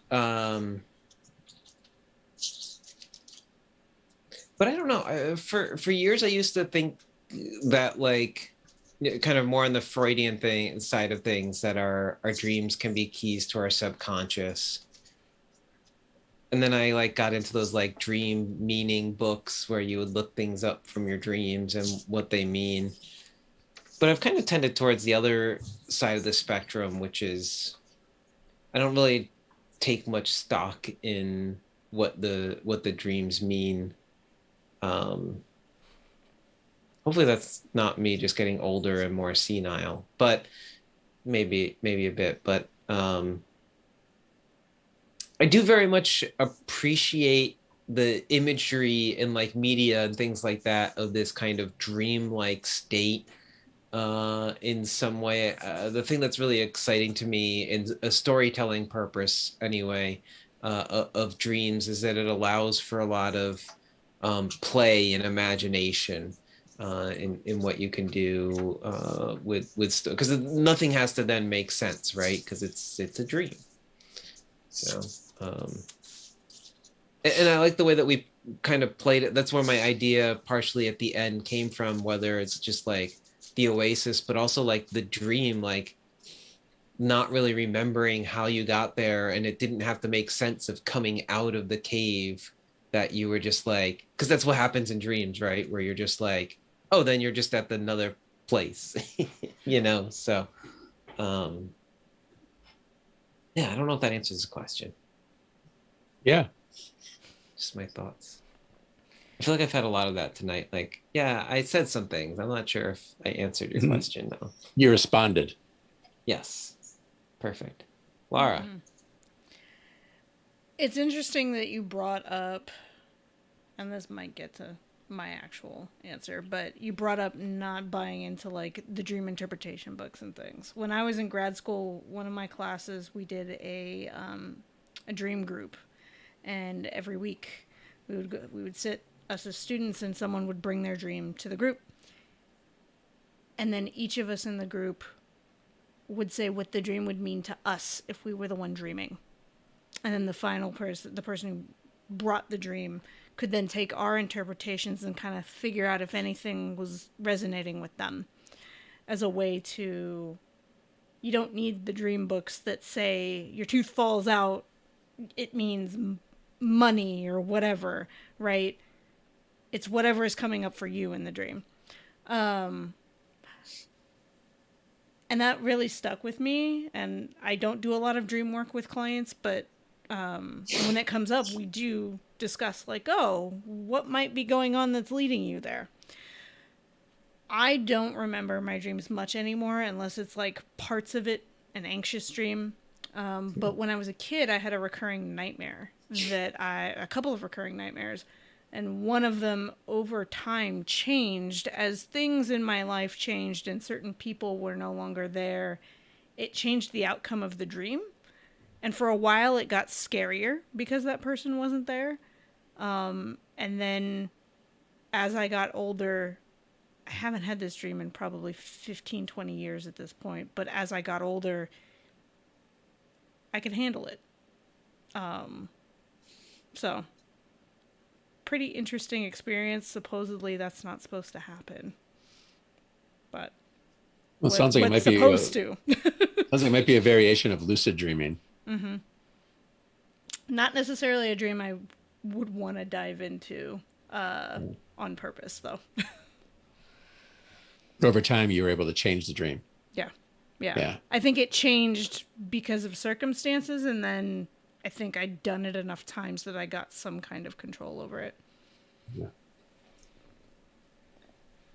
I used to remember my dreams a lot and write them down like every morning. And I got to the point where I knew I was dreaming and could make conscious decisions in the dream. So another form of lucid dreaming. I haven't done that for a while.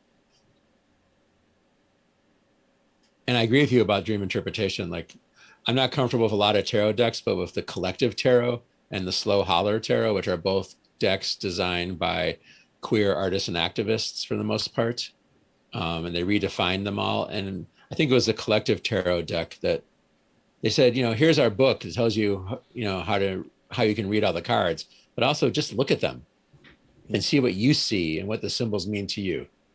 Right. So I think of dreams that way. Like, they're mostly, sometimes they're just my subconscious filtering out and processing things from the day and just chattering with itself. Sometimes it's actually working through something that I'm thinking about. I don't think they're really supernatural in any sort of way. I mean, there might be maybe sometimes someone else, like I ended up going to seminary. Part of my decision was after I had a dream. They said, oh yeah, it's time. So was it supernatural? Or was it just my brain, my soul processing? I don't know. I thought I had one more point, but I don't remember. Lucid dreaming, not necessarily. Yeah, that's it. Tennille.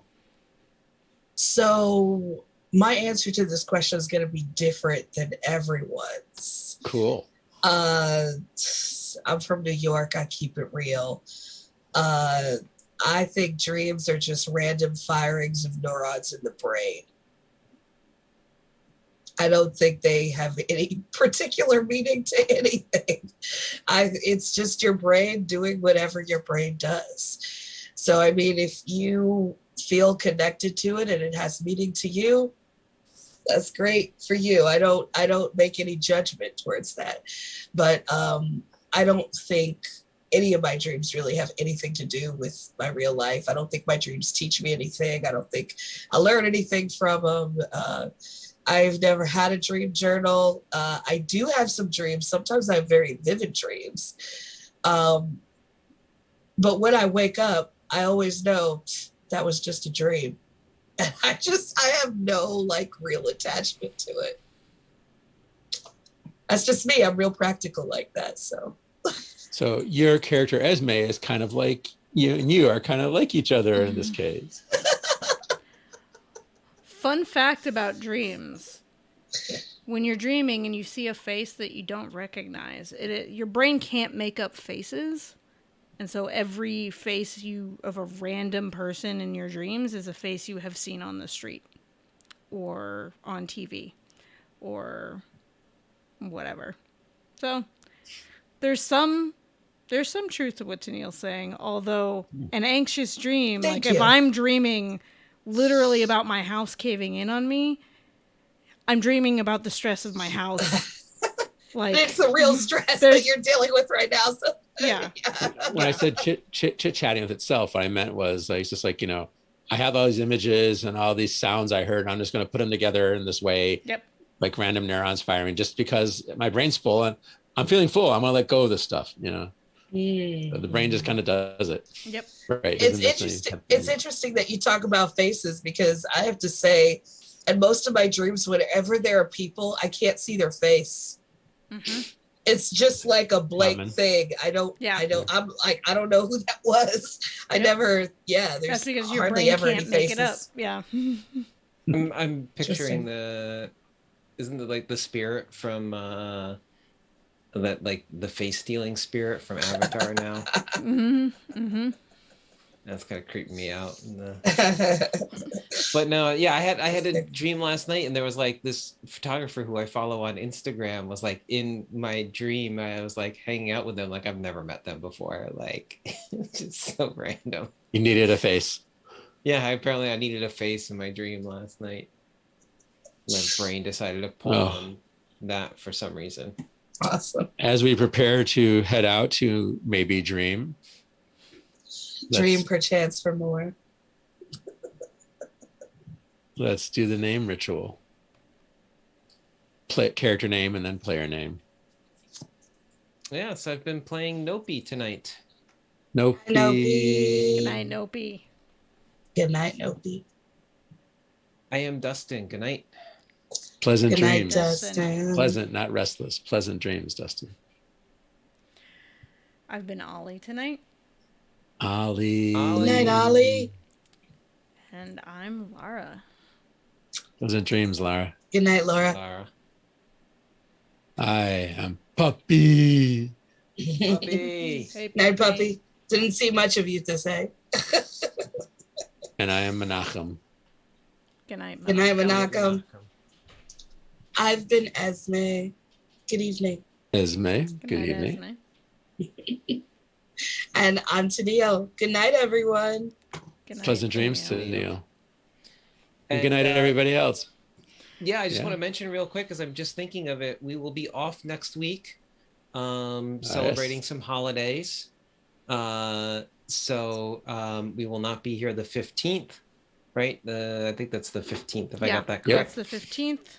We're back on the 22nd, right? So we'll be back in 2 weeks. So we wish everyone a good holiday, whatever holiday you celebrate next week. To all who celebrate the Seder, may you have a good exodus from your slaveries and bringing freedom to the world. To those who celebrate Easter, may you have rejuvenation and rebirth. Yes, and until we meet again, good night. Night.